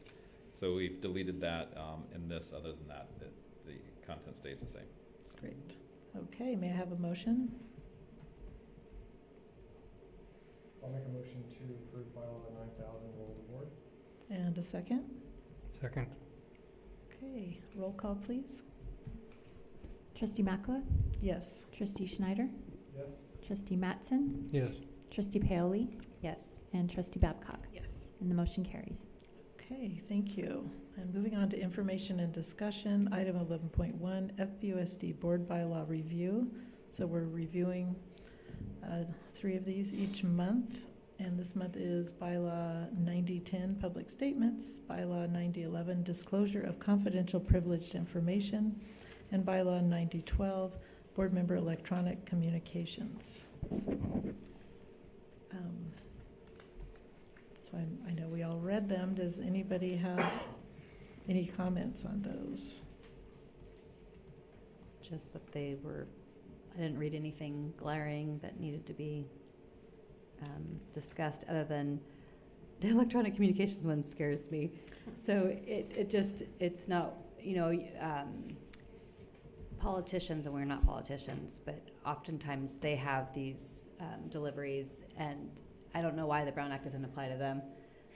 But we can't really partake in that kind of a arena. We can't even, if Kathy says something, I can't like it, and then Mary steps behind and likes it. I mean, that's a Brown Act violation. So it's kind of a catch-22, because you want to, we're here for the constituents, and we want to be delivering messages, but we don't want to overstep on the superintendent, but we also don't want to violate the Brown Act. So it really is just reminding us to be careful on social media, and even on your phone, because then that's disclosable if something were to come up. So it's just it's good to be aware of those problems. Yes, yes, we don't want to cross that line for sure. And I would say, from my perspective, I really appreciate that the board, I think, does an excellent job with these 3 bylaws in particular.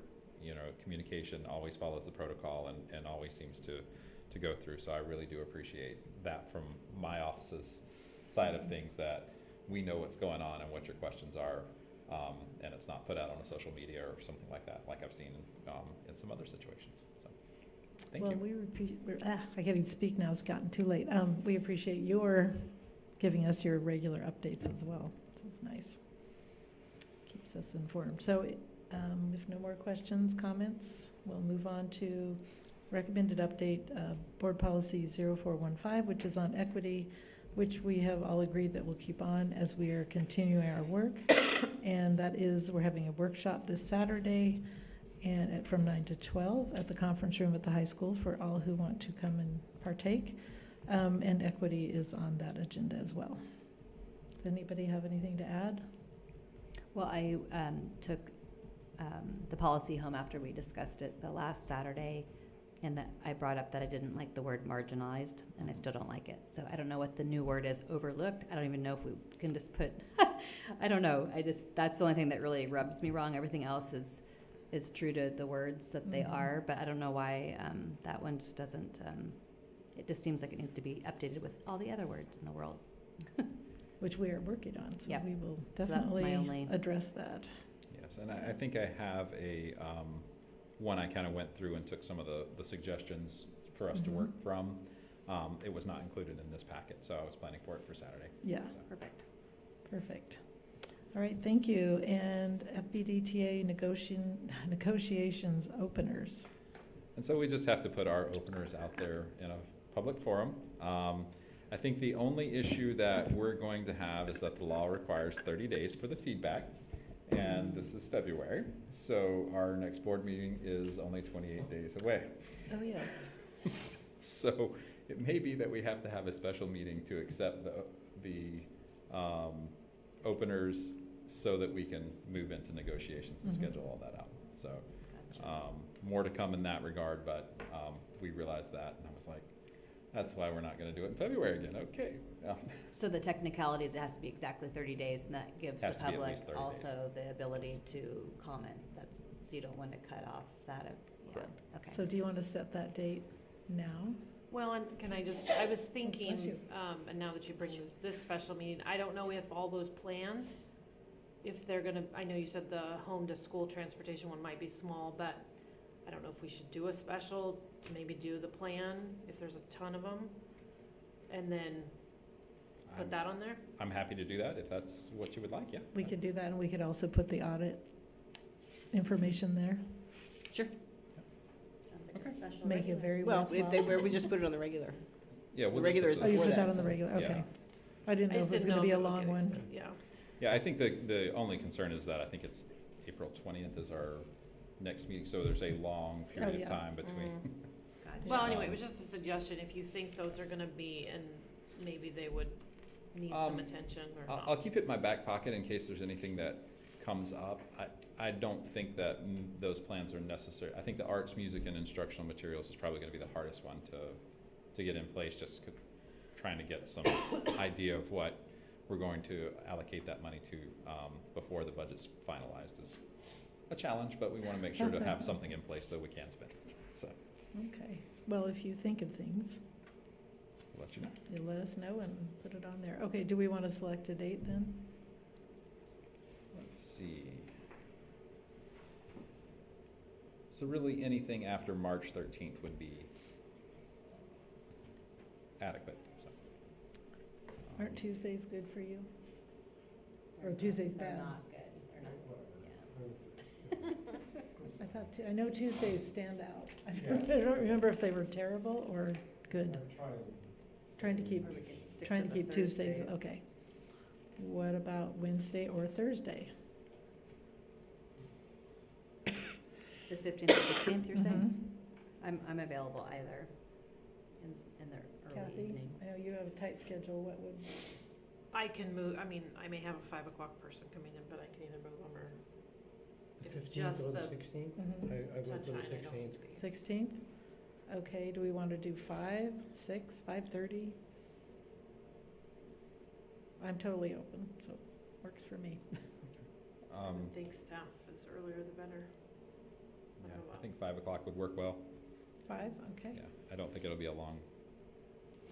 Okay, so we'll do a special board meeting on the 16th of February. Or, March, excuse me.